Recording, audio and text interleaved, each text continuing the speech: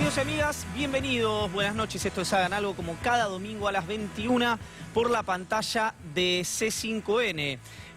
Bueno, un placer, por supuesto, volver a reencontrarnos después de algunos días más vinculados al ocio que al trabajo, pero con la alegría, por supuesto, de este espacio que tanto gusto nos da tener, tanto gusto nos da hacer junto a Julián Guarino, a Gabriel Morini, a Noelia Barral Grijera, y hoy trajimos, en virtud de un tema en específico que vamos a tratar, a una peronóloga que es también una amiga de la casa, que es Gabriela Pepe. Así que en instantes vamos a estar hablando con los chicos, con los periodistas aquí de todo el equipo de Hagan Algo, sobre las cuestiones que tienen que ver con tres puntos centrales de lo que está pasando en la agenda política, económica y judicial de la Argentina. La primera es la relación de Alberto Fernández con los gobernadores.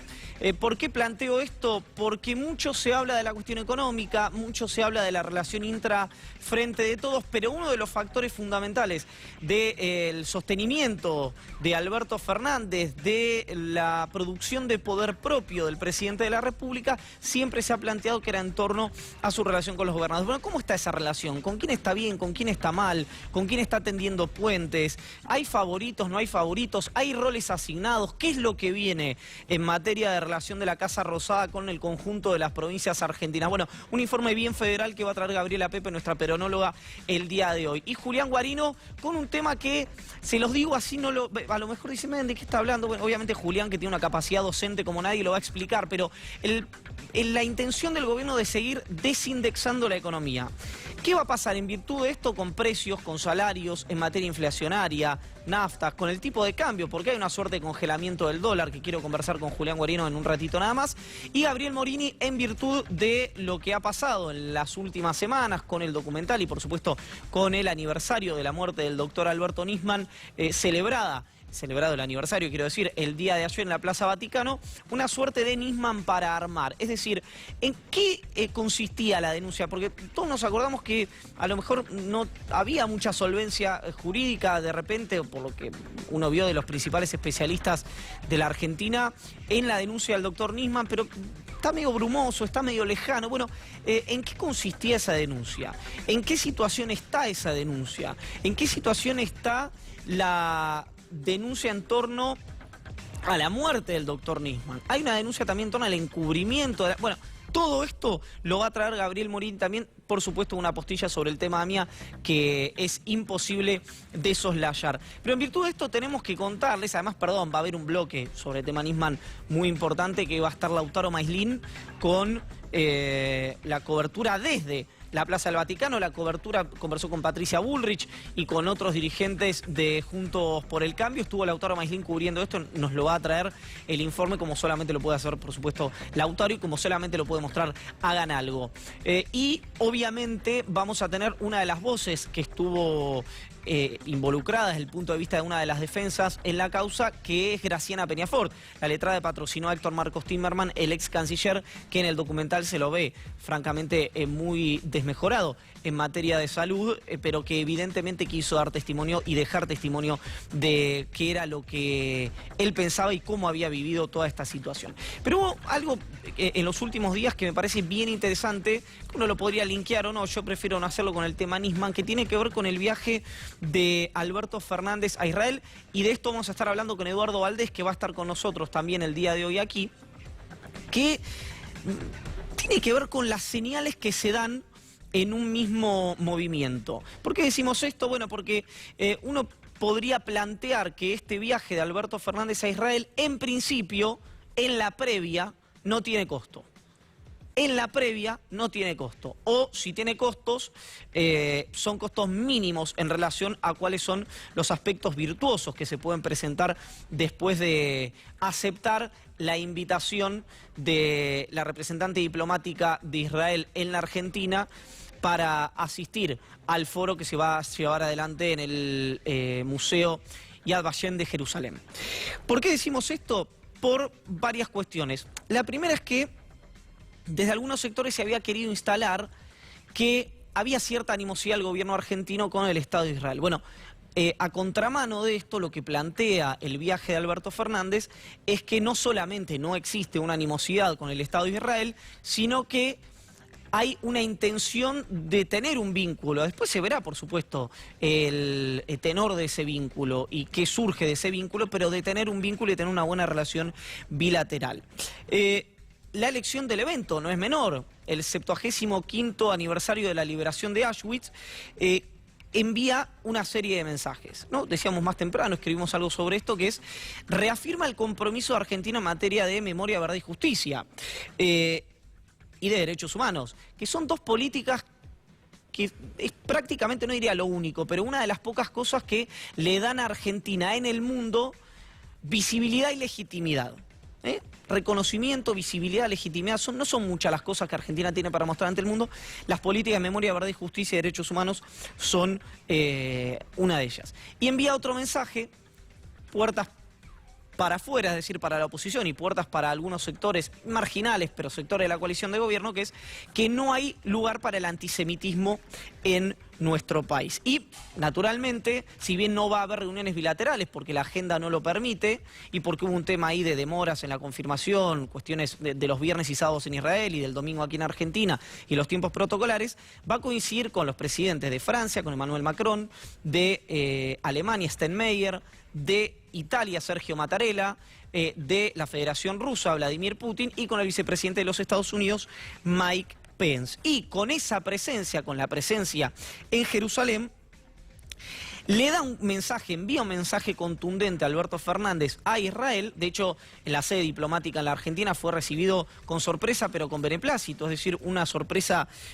con entusiasmo, la que tuvo la Embajada de Israel en la Argentina, sin abdicar de las posiciones de la República Argentina frente al reconocimiento de Palestina como un Estado independiente y, como lo fue Uruguay o como lo fue Brasil cuando había una coincidencia regional, a ser el impulsor, Argentina, entre otros países latinoamericanos, de una solución pacífica y negociada del principio de 2 estados para 2 pueblos, que es lo que propone nuestro país. Va a ser Argentina el único país de América Latina presente, también fue el único país de América Latina invitado, y es el único país de América del Sur que integra como miembro pleno la Alianza Internacional de Recuerdo del Holocausto desde el año 2002. Es decir, son varias cuestiones que usted dirá, bueno, ¿y esto en qué nos beneficia a nosotros? ¿En qué beneficia a nuestro país? Bueno, naturalmente despeja una tensión de alguna relación, o mejor dicho, despeja una relación de alguna tensión que había querido ser instalada, a mi criterio, esto es mi verdad relativa, puedo estar equivocado, interesadamente por algunos sectores, y envía un mensaje a Washington. Si hay aliados en materia geopolítica a nivel global, son Israel y los Estados Unidos. Entonces, en un mismo movimiento, en principio, insisto en principio porque en el lugar pueden pasar cuestiones que están fuera del alcance del análisis nuestro, porque no predecimos el futuro, infelizmente, hace un juego a varias bandas, reiteramos, preventivamente o en principio sin costo y con mensajes para adentro y para afuera de la República Argentina. Ahora, lo interesante de esto es que Alberto Fernández se convence del viaje de aceptar la invitación de Galit Ronen, la embajadora de Israel en la Argentina, luego de una reunión con la expresidenta, con la vicepresidenta Cristina Fernández de Kirchner. Es decir, ante las dudas de Alberto Fernández, que por supuesto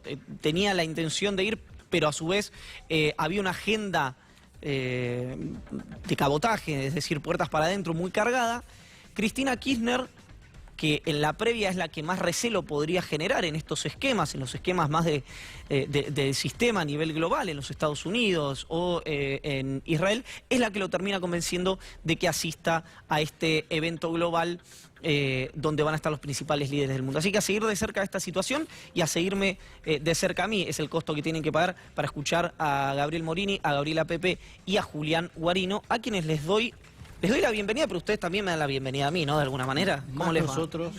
Más, Claro. ¿Cómo me rayó? Nosotros. Terrible. A vos que vos a nosotros. Perfecto. Está muy bien. Perfecto. ¿Estamos bien? Bienvenido. Feliz año, Sí, ¿no? Muchas gracias. No, ¿Hasta no cuándo sea se así. dice feliz año? Y a la primera vez que te vemos. O sea, vale. Ya está, ¿no? ¿no? Esto es Ya está. sorpresivo. Para mí, mediados de enero ya como... No, porque que aparte empieza. si no ves a ponele alguna de tus fuentes en la justicia que no ves hasta... O sea, tienen toda la feria de enero.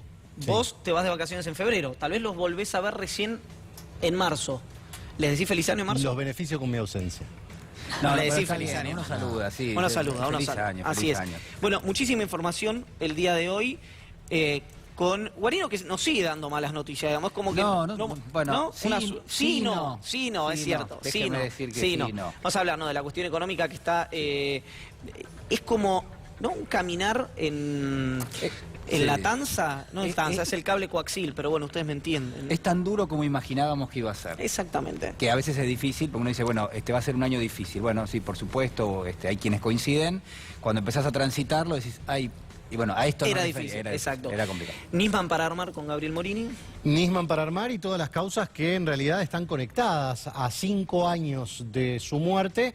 Analizar qué es lo que está en limpio sobre cada uno de estos ítems y sobre cada una de estas vertientes. Porque es increíble que todavía estemos a esta altura y se sigan repitiendo algunas cosas que ya son directamente falsas, ya están perimidas, ya no existen más, ni en los expedientes ni en la realidad. Pero aún así se mantienen. ¿Las traes? En una discusión. ¿Traes esas? Sí, sí. Bien, obvio. Perfecto. Y nuestra peronóloga, ¿cómo le va, Gabriela Pepe? ¿Qué Bien. tal? ¿Cómo Traje va? esto para usted, esta virome me traigo siempre, Ay, no, con el te escudo agradezco. del más grande. Con la relación de Alberto con los gobernadores. Así es, bueno, porque un poco siguiendo lo que decía Julián, plata no hay. Plata no hay. Para repartir o hay Sí. muy poca. Así Sí. que hay que apostar a la política.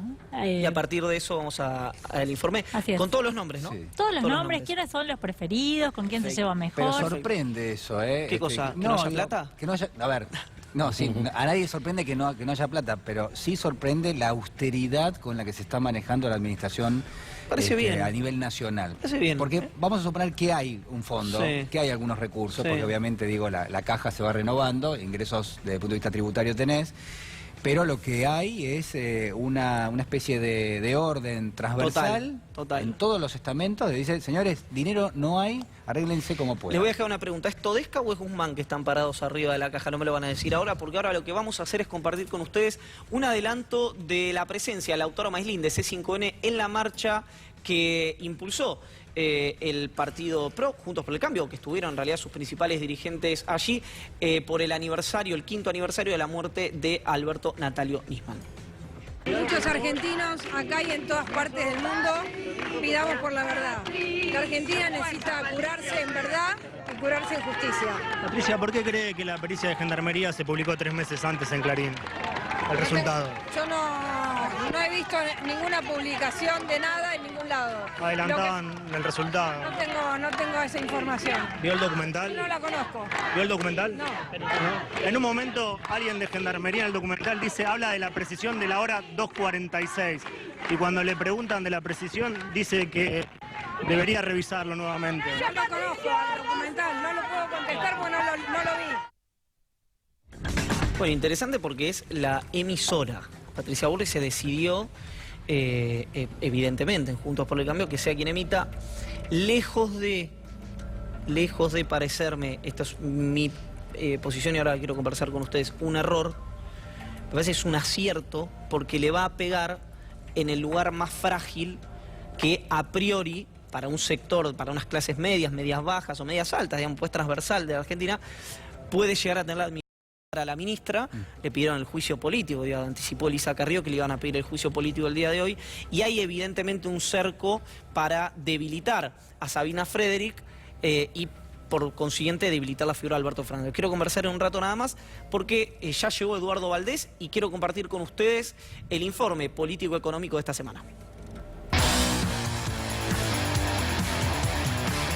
He decidido iniciar conversaciones con el Fondo Monetario Internacional para que nos otorgue una línea de apoyo financiero. No quiero hacerle quitas a nadie, no quiero dejar de pagar lo que debemos. La forma en que pensamos el programa macroeconómico, fiscal, monetario y de deuda también se basa en supuestos diferentes que lo que fue el programa anterior en el marco del acuerdo con el Fondo Monetario Internacional que fracasó. Es una negociación, hay que manejarla con prudencia. There has been a dialogue with the Argentine authorities, and you know what I'd say, it's been very focused on the future. El gobierno ha anunciado medidas importantes que tienen como objetivo proteger a los más vulnerables. No, yo creo que el fondo lo que ve es que por primera vez alguien le dice la verdad. Va a ser una jornada de debate sobre la distribución del ingreso y el sistema financiero internacional. Pero hay una coincidencia. En el mismo panel, por la tarde, va a hablar Georgieva y Martín Guzmán. Van a hablar, van a tener la oportunidad de conversar cuando se crucen el 5 de febrero en el Vaticano con el paraguas, por supuesto, del Papa Francisco. El fondo lo que advierte es que ahora estamos haciendo frente a los problemas que realmente existen en la economía argentina. Es muy breve el periodo de tiempo para hacer una evaluación del gobierno, ¿no? Indudablemente que las primeras medidas tienen una visión que yo califico de clasista. Hay algunos oportunistas, como es el caso de Miguel Ángel Pichetto, que confunden, que buscan confundir a la sociedad, que buscan confundir con algunas cuestiones retóricas, con alguna gramática engañosa, si usted quiere. Una visión de sacarle a la clase media, tensionar muy fuerte en materia impositiva sobre los sectores medios. Les alcanza por ahora, con la episcopal, con el hambre, con el pobrismo, digamos, este esquema tremendo que manda a la derrota a la Argentina. Parece que viene de otro país y la verdad que duele mucho. Hoy nos levantamos con la noticia de que 3 hermanos nuestros, Wichí, del norte argentino, murieron por deshidratación.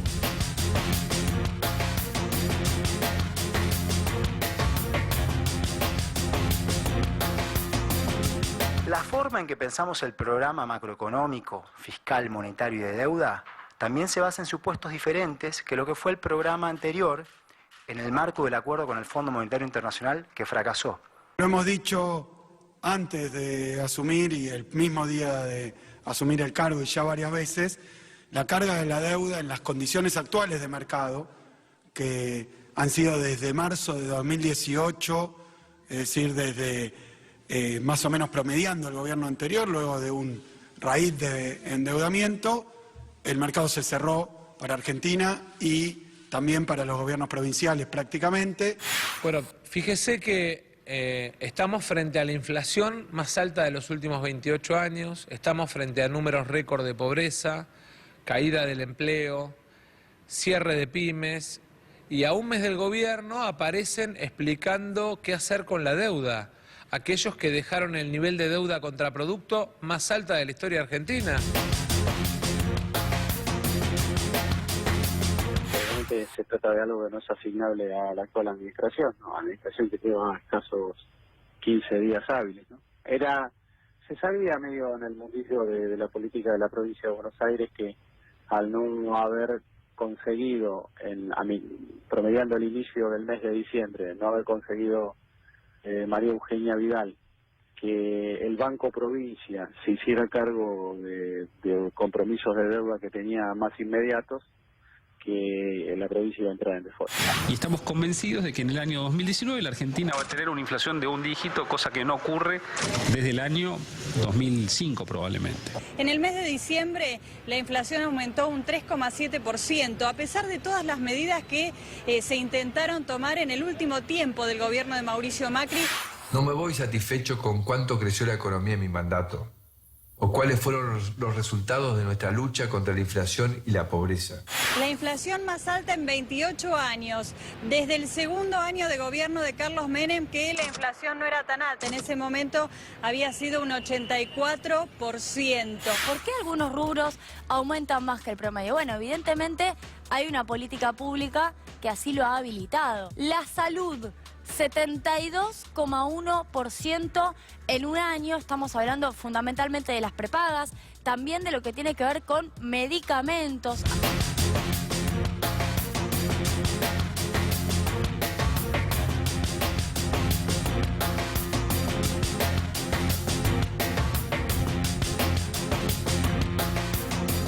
La Argentina tiene muchos elementos que me parece son causantes de la inflación.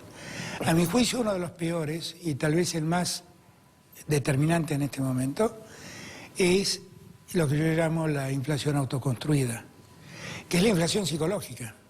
Es el comerciante que dice, hoy escuché decir que van a subir los precios, entonces yo los subo antes para no quedarme atrás.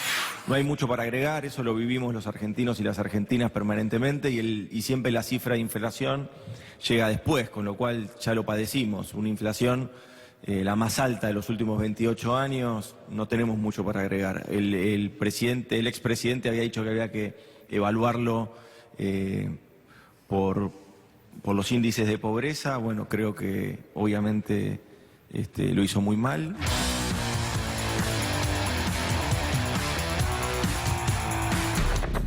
Claro, una semana, la inflación más alta en 28 años y varias cuestiones más, como recién decía el jefe de gabinete de ministros Santiago Cafiero. Gabriela Pepe, ¿quién está sentado o sentada arriba del dinero, arriba de la caja, arriba de los pocos dólares que quedan en la Argentina? ¿Es Martín Guzmán? ¿Es Cecilia Todesca?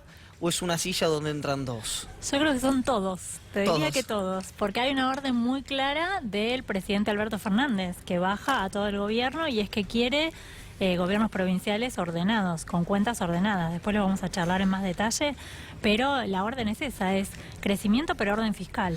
Bueno, quiero preguntarle, le voy a dejar una pregunta a Julián Guarino pendiente y me la voy a anotar porque me la voy a olvidar, si no, ¿eso no era el consenso fiscal que había planteado el expresidente Macri? Pero ahora no me lo vas a contestar porque ahora tenemos que pasar al frente, Vamos, ¿te parece? vámonos. Pero me lo anoté, para que quede claro, me lo anoté acá. Consenso fiscal puse. Sí, tiene algunas cláusulas esto de que no hay dinero, ¿no? Porque, bueno, obviamente digo, la nación tiene recursos, por ejemplo, recursos que son de la provincia.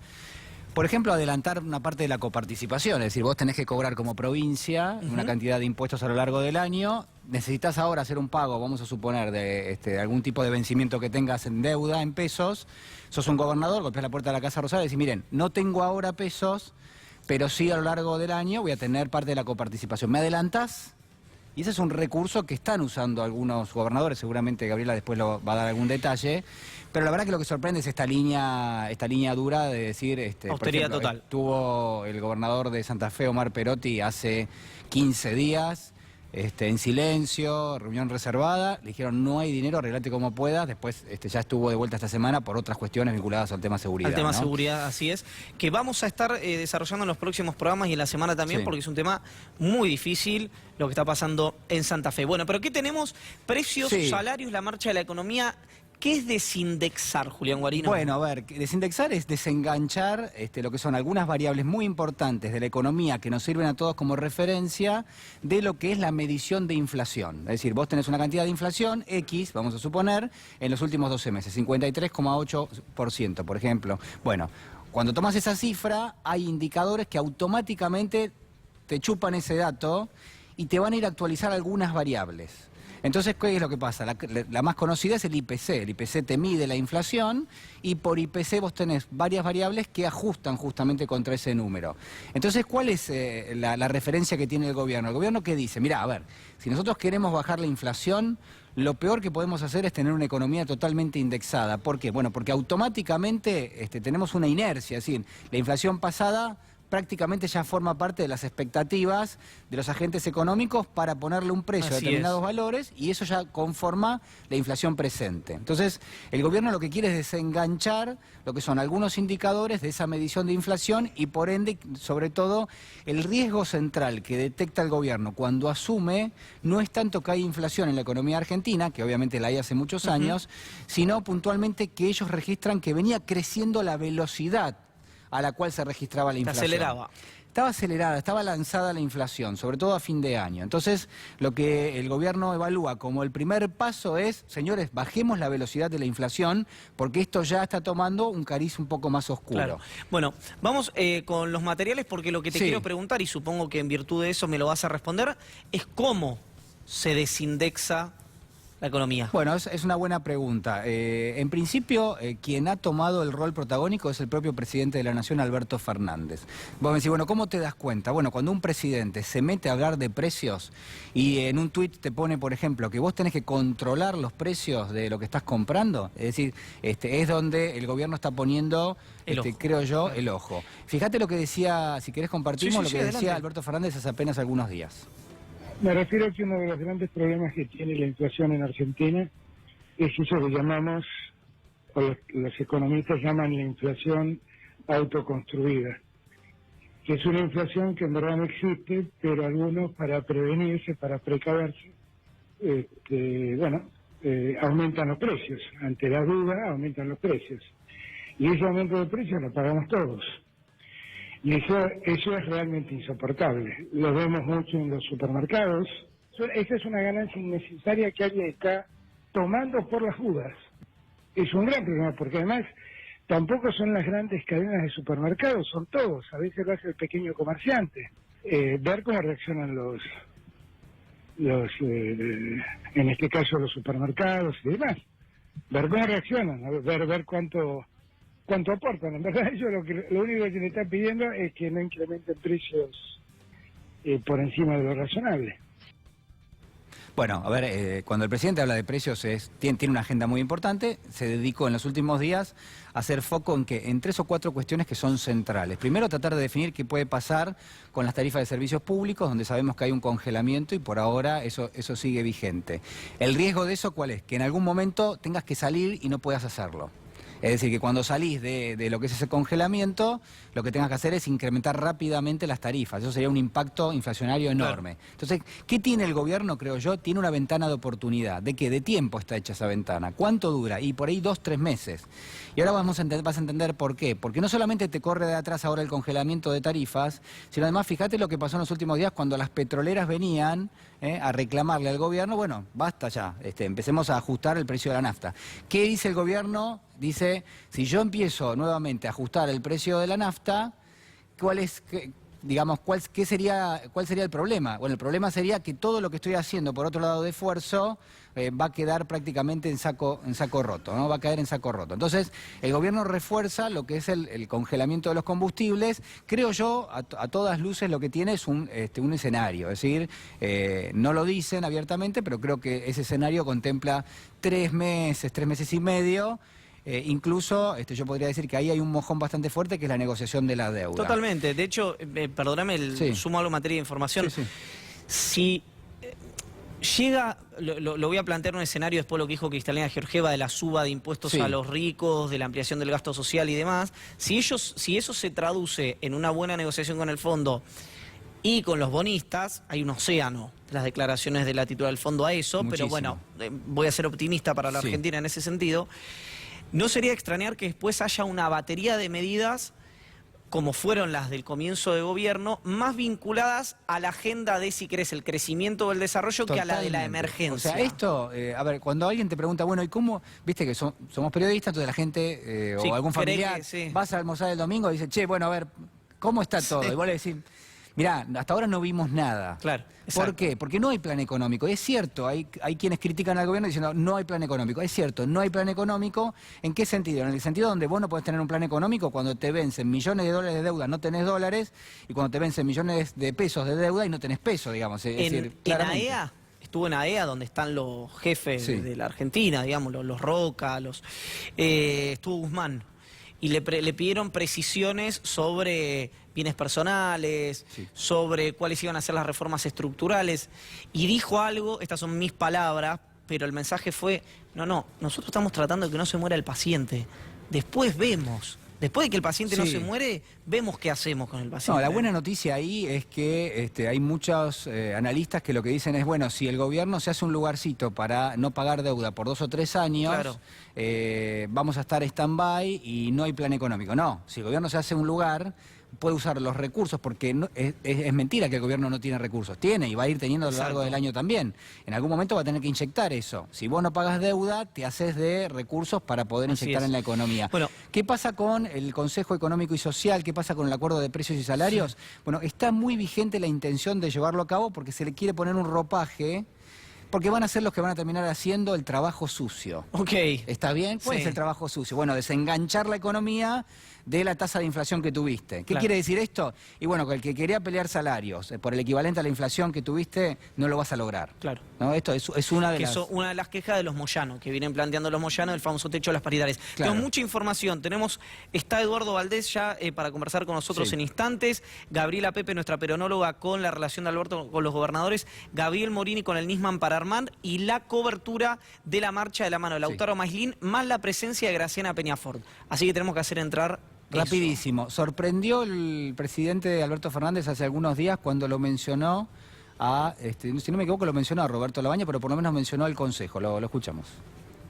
Lo que pasa es que el Consejo va a ir variando de acuerdo a la materia que se toque. No es que hay un Consejo para todas las materias. Pero yo lo que quiero es que esté presidido por alguien A mí me encantaría que fuera él, pero bueno, no sé, es una decisión de él también. Y primero tiene que salir la ley. El proyecto que nosotros estamos mandando, el presidente del Consejo es alguien que funciona con autonomía del presidente de turno, dura en su cargo más allá del mandato presidencial y necesita acuerdo del Senado. Con lo cual le quiero dar una estabilidad y una independencia, porque lo que aspiro es que en esos lugares se pueda empezar a construir políticas de Estado. Bueno, digamos, el plan se va forjando por ese lado. Hacia afuera, tema deuda, que después vamos a charlar. Hacia adentro, sobre todo tema inflación, digamos. Es la prioridad y dentro de lo que es inflación, no es que la Argentina no va a tener inflación, ni es que el gobierno se arriesga a establecer algún tipo de proyección, como el gobierno anterior, que decía, bueno, en 4 años vamos a estar en el 5. El gobierno no te da nada de eso, pero sí hacia adentro lo que dice es tenemos que frenarlo. Claro. Y hay datos que son interesantes. Bueno, ¿cómo está armada hoy la economía argentina? Bueno, tuvimos tanta inflación durante tantos años, incluso el año pasado el expresidente Macri veía que se le escapaba prácticamente de las manos el tema inflacionario, que lo que se le ocurrió es, bueno, creemos cláusulas para ajustar automáticamente la inflación a los salarios, etcétera, etcétera. ¿Qué tenemos? Bueno, tenemos indicadores que lo que hacen es, toman la inflación y la aplican a distintas variables. El IPC es el más conocido, el de costo de la construcción, fíjate, para préstamos está el índice de salarios que calcula el INDEC, también está el índice UVA, para las jubilaciones, que está en suspenso la ley de movilidad, te tomaba también la inflación que tenías, también tenés uno para obra pública, tenés indicadores de energía que toman la inflación, que están atados al precio del petróleo o del gas y también que están atados al dólar. Y hay muchos más, esto es nada más una muestra gratis de todos los índices que hay, muchos ni siquiera sabemos de su existencia hasta que te pones a revisar, porque están todos los contratos enganchados a tema inflacionario que se vino incorporando en los últimos años. ¿Qué pasó con las jubilaciones? Esto ya es un poquito más relevante. Bueno, se suspende la fórmula por 180 días.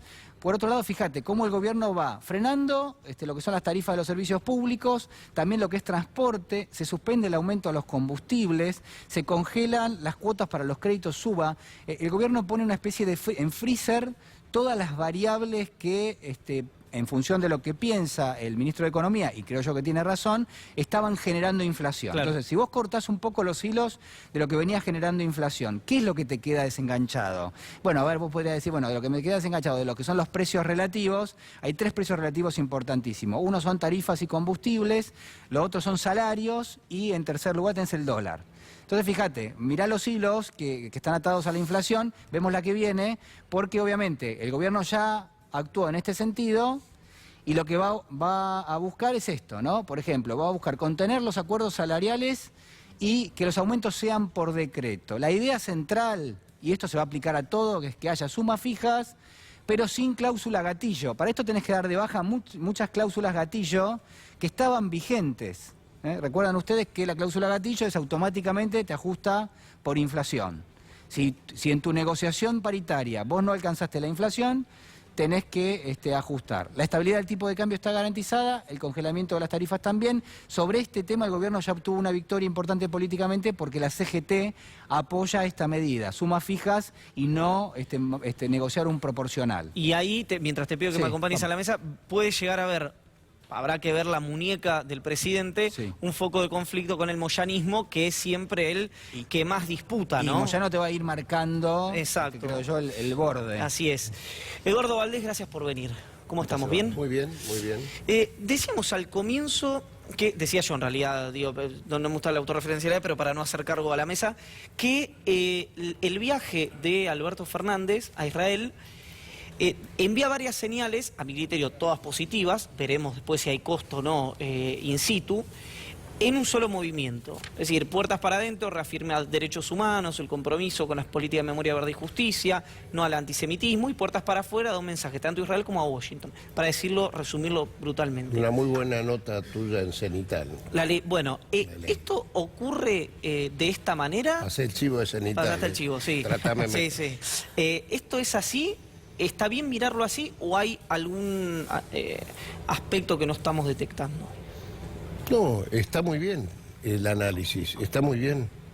A mí me parece que quieren construir una imagen sobre el gobierno de Alberto Fernández y Cristina Fernández de Kirchner que le salió mal, porque de pronto el presidente decidió concurrir a la invitación que le hizo el gobierno de Israel por medio de su embajadora al 75 aniversario de la conmemoración de la liberación de Auschwitz, ¿no?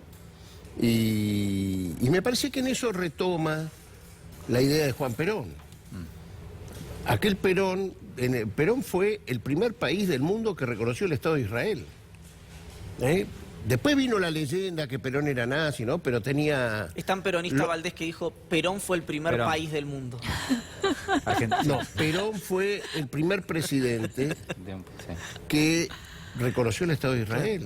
Y tenía 2 ministros. La primera vez que hubo ministros judíos, de origen judío, fue en el gobierno de Perón, que era Bramuglia, su canciller, y Borlenghi, su ministro del Interior. Y fíjate una cosa, para desterrar eso, ¿sabían ustedes que el primer presidente del Consejo de Seguridad de Naciones Unidas en el año 1947 fue un peronista y fue a propuesta de Estados Unidos y de Rusia, tan nazi que nos decían en ese tiempo, o que dicen los historiadores posteriores a ese tiempo, y fue Juan Atilio Bramuglia, que precisamente tuvo que ser presidente del Consejo de Seguridad de Naciones Unidas en el año 48, cuando estaba sitiada la ciudad de Berlín por parte de los rusos en la querer...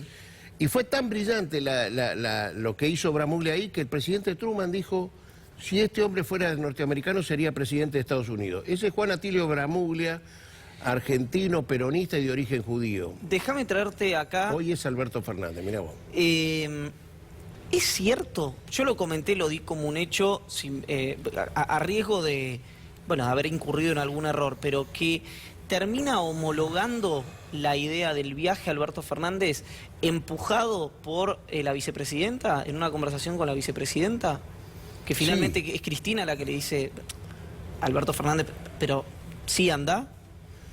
No le dice sí anda. Cristina estaba muy convencida que había que participar de...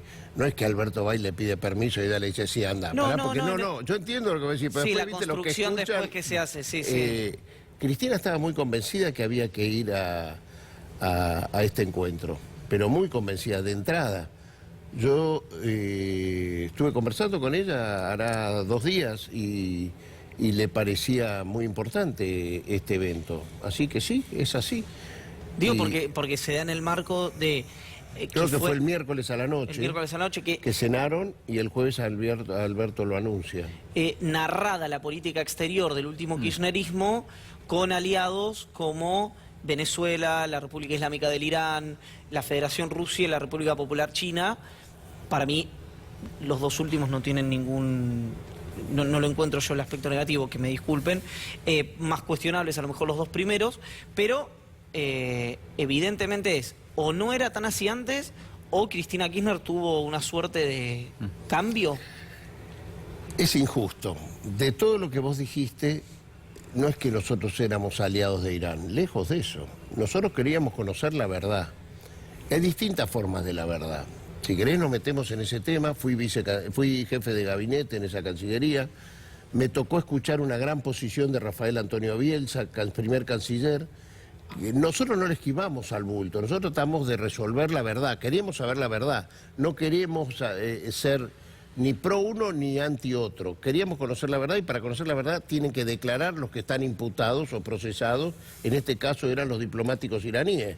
No había tenido suerte la justicia, hacía muchos años mandaban exhortos, mal hechos siempre, deliberadamente mal hechos los exhortos por Nisman y por los jueces para que nunca contestara Irán, digámoslo.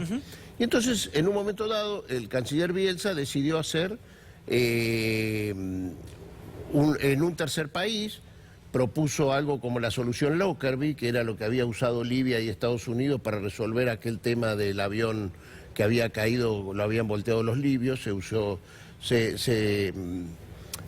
un tercer país. Rafaela propuso, que en ese momento fue Marruecos quien estuvo de acuerdo y Irán estaba de acuerdo y nosotros estábamos de acuerdo. En ese momento lo único que el presidente Kirchner no quería era que si había alguna entidad de los familiares de víctimas que no estaba de acuerdo, él no quería avanzar sobre eso. Claro. Él no avanzó porque creo que era Memoria Activa que dijo después que no estaba de acuerdo con eso. Pero ya hubo una intención de tratar de meterse, porque la clave es conocer la verdad. Sí, Pareciera claro. que quien quiere conocer la verdad después termina manchado. Los demás hicieron la plancha. Vamos a ser ciertos, vamos a ser justos. Hicieron la plancha. Y se comió esto de ser aliada de algo que no fue. Nosotros queríamos saber la verdad. Quizás fue error, ingenuidad, se estaba haciendo el acuerdo con un gobierno que se estaba yendo. La prueba está que cuando se firma el memorándum, creo que a los 2 meses vino el nuevo gobierno, que no le interesó lo que había firmado el anterior. Eso demuestra también que en Irán cambian los gobiernos y cambian las políticas, no es que hay un gobierno monolítico. De hecho, ahora, siempre Cristina Fernández de Kirchner, que yo sepa, tuvo siempre una relación muy buena con la comunidad judía, siempre ha ido en Naciones Unidas denunciando. No hay presidente que haya hecho las denuncias que hizo Cristina en la Asamblea Permanente de Derechos Humanos. Además, Eduardo, de la ONU, perdón. Es sin dudas, la dirigente política de envergadura, quiero decir, que más reclamó para que se esclarezca el atentado y que más denunció las irregularidades en eso. Quien lo destaca bien es Ubeira, el doctor Ubeira, en el documental del que estuvimos hablando, Justin Webster. Pero bien, Gaby, perdón. Sí, el mejor abogado del foro porteño, José Manuel Ubeira. Perfecto. Siguiendo esta idea tuya, digo, si crees que hay una relectura del escenario global, porque uno lo que advierte justamente es que hay una muy buena relación con Estados Unidos. Por ahí, digo, como que hay... Es diferente las relaciones internacionales que está teniendo Alberto respecto de lo que se pensaba en la campaña, ¿no? Digamos, hay un alineamiento diferente. O que se piensa semana a semana, porque digamos que si viene Evo Morales se piensa una cosa, si no viene Evo Morales se piensa otra. No es que se pensaba antes de la campaña, parecía que nos van tomando examen semana por semana. ¿Cuánto de norteamericanismo tenemos? ¿Cuánto de antinorteamericanismo tenemos? Ahora le están tomando examen al presidente cuánto de solidaridad con los presos políticos tiene, cuánto de solidaridad... Dejemos... y a veces nuestros propios compañeros son grandes medidores de aceite, ¿viste? Le midieron tanto el aceite a Daniel Scioli que así no fue. Yo veo a algunos compañeros que dejen de medir los aceites y que vean la foto completa, Cristina y Alberto están muy juntos, las políticas se comparten, nadie se subordina, se camina. Argentina ha elegido un gran canciller, un gran embajador en Estados Unidos, que es Jorge Argüello. Esperemos que también está pendiente el place de quién va a ser el embajador en Israel, ¿no? Uribarri. Puesto el país, claro, Sergio Uribarri. ¿Qué pasó con, si a lo mejor no estás en tema, pero como en el viaje incluye Roma, de hecho van a hacer una escala, ¿no? Antes y después una hora, sí. ¿Qué pasó con el embajador? ¿Con qué embajador? Con el embajador propuesto, que se generó una polémica. Yo no quiero mentir, no estuve muy para el Vaticano. Para el Vaticano estoy hablando, Bellani, no para... El candidato para... Mira, estoy al tanto, leo los diarios. Bueno, me parece que se equivocaron, sinceramente. Me parece. No me quiero ahondar mucho para que no se lesione a algunas personas, pero está claro que la reacción no era la persona indicada para ir a ese lugar, ¿no?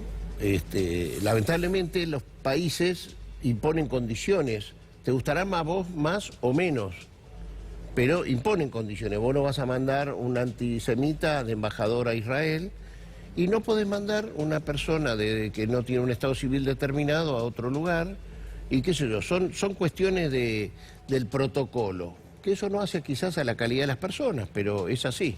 Claro. Eduardo, quiero preguntarte, nos quedamos en este tema, bueno, trascendió, hay una invitación para el ministro de Economía Martín Guzmán allá en el Vaticano. Conozco poco, soy sincero de esa parte, de lo que va a suceder ahí conozco poco. Pero- leí en el diario, es lo que Sí, leí en el diario. pero No soy consultado yo por estos temas. Sí, conociéndolo al Papa Francisco, hay quienes se esperanzan con que puede existir alguna gestión, ya que va a coincidir Martín Guzmán, el ministro de Economía, con Cristalina Georgieva, la titular del Fondo Monetario, y hay quienes dicen podría aparecer Francisco en esa reunión. Mi respuesta Sí, puede pero- suceder... Sería como muy soberbio de parte del gobierno argentino pensar que el propio Papa Francisco puede interceder, como dijo hace algunos días nada más Sergio Massa, a favor de la Argentina en la negociación de la deuda. Ojalá Francisco humanice el capital. Yo soy un... A ver, a mí me parece extraordinario la relación que está construyendo Alberto Fernández con el Papa Francisco. Y quiero decirlo porque a mí me parece que teniendo el argentino más importante de la historia, con un liderazgo mundial ético, moral, ¿no? Sí. Que por encima de lo religioso, porque es un líder mundial desde la geopolítica, desde sus posiciones sociales, ¿no? Bueno, que ese hombre nos puede ayudar. Mira, yo trataba de que hiciera cosas con nosotros cuando yo estaba de embajador, así que mal puedo decir que hoy... Ahora, que el hombre es Mandrake y nos va a resolver la cosa, no creo. No, claro. Tampoco me gustaría meterlo en unas cosas que, el Papa arriesga mucho, siempre, permanentemente. Yo no sé, no conozco cómo es que va a participar. Yo lo vi arriesgar, por ejemplo, el día que se metió con Cuba y Estados Unidos. Yo estaba ahí, Gabriela me visitó justo en esos días, en esos momentos. Fue bendecida, mirá cómo le va en el periodismo. Y fue bendecida y mirá qué bien. Marca una diferencia con nosotros que no... Iván también fue Navidad del 2015. Año Nuevo del 2015. Sí, cumplí una promesa contigo, fue eso. ¿Viste el documental? También fue bendecido. Sí, Salió que River campeón ese año. Pero se le quemaron las manos a Francisco. ¿Viste el documental de los dos papas? La película, no el documental. Extraordinaria. ¿Bien narrada? A mí me parece, de lo que he visto, quizás lo más cercano a las cosas que pueden haber sucedido, ¿no? Y esa relación extraordinaria entre Benedicto y Francisco, no tengo ninguna duda, es que existe. Fíjate vos que no son iguales, no son iguales. Eso es absolutamente, son dos personalidades distintas. Pero si hay alguien que del 2005 al 2013, que es cuando él es elegido papa, fue intentado separar, que le aceptaran la renuncia apostólica porque tenía 75 años, se metieron todos. Y Benedicto XVI, a pesar que el secretario de Estado, Bertone, el nuncio acá, que estaba acá, militaban para que Bergoglio se fuera, Benedicto jamás aceptó la renuncia apostólica de Bergoglio, que la presentó a los 75 años. El cónclave fue cuando él tenía 78. Durante 3 años que lo hostigaron, y muchos obispos, jamás Benedicto... Entonces, es factible que cuando él... Mira, yo tuve la suerte de verlo a Bergoglio una semana antes que él se fuera de viaje. Me lo encontré en la Plaza de Mayo. Yo venía cruzando hacia el subte y él venía del subte hacia la catedral. Y venía con mi amigo el oso Charlie y nos estrechamos un abrazo. Y yo le dije, ¿volverá? Y él me dijo, mirá, yo ya no tengo posibilidad. Estaba muy feliz que él a los 78 años pudiera tener voz y voto. Porque normalmente a los 70... Y eso le agradecía que... Y eso sí me dijo, como voy a poder hablar, Dios sabrá por qué quiere que yo esté ahí con voz y con voto, y voy a decir todo lo que yo pienso. Bueno, cuentan que él llegó, se juntó con Benedicto, y después fue al precónclave. Y en el precónclave dijo descarnadamente lo que él piensa. Él era un gran defensor de la iglesia de los Juanes con tierra, es decir, que Roma no le cooptara todos los poderes a las iglesias locales. Él peleaba siempre Me permanentemente. gustaba la ley de comunas. Bueno, quizás vos sabés que Bergoglio es el único obispo en la Argentina, hasta ahora que él ha nombrado nuevos obispos, que no había pasado por Roma. Él nunca hizo un curso en Roma. Todos los obispos pasaron por Roma y de ahí empezaron su carrera. Eduardo, tengo que cerrar. En una línea, ¿qué expectativas tenés para el viaje, para toda la gira? Yo creo vos que vas a ir, vas a estar en la sí, comitiva. me ha invitado el presidente, con gran orgullo voy a ir. A mí me parece muy importante que sea su primer salida, ¿no? El primer viaje internacional del presidente va a marcar un hito, va a voltear varias barreras, varios alaridos que se han escuchado en el día de ayer indignados porque iba a suceder esto, por eso venían esos alaridos. Y eso no significa deponer ninguna posición, porque es la virtud del presidente, es que él, al final, no está tan mal con los que decía que iba a estar mal, está Evo Morales en Buenos Aires, no resigna sus banderas, y me parece muy bien. Vamos a la celebración, perdón, a la conmemoración de los 75 años de que se encuentra Auschwitz, y pueden rescatar esas personas. Confirmame porque tengo que cerrar. La comitiva es el presidente, la primera dama, el vocero presidencial, el canciller, va el ministro de Asuntos Estratégicos, Gustavo Vélez. Y... ¿Vas vos? Sí. Fin, 6 tengo. 6, está bien. Perfecto. Eduardo, gracias por haber venido. No, gracias a vos. Buenas noches. Gabriela Pepe, nuestra peronóloga, ¿pasamos al frente? Vamos. Pasamos al frente para hablar de la relación de Alberto Fernández con los gobernadores. Ahí vemos algo que llamó, no me acuerdo quién, con mucho ingenio, y lo digo porque es incorporado con orgullo por los que forman parte de esa franja como Checoslovaquia, ¿no? Me pareció muy ingenioso que fue el triunfo en las elecciones generales, ¿no? No en los gobernadores. Cómo quedó conformado el mapa después de las elecciones generales. Bueno, decíamos hace un ratito, vienen los gobernadores a Buenos Aires, hay un gesto muy importante del gobierno, ya recibió a todos los gobernadores, entra el ministro del Interior Eduardo Guado de Pedro y el jefe de gabinete Santiago Cafiero, se repartieron y recibieron a todos los gobernadores.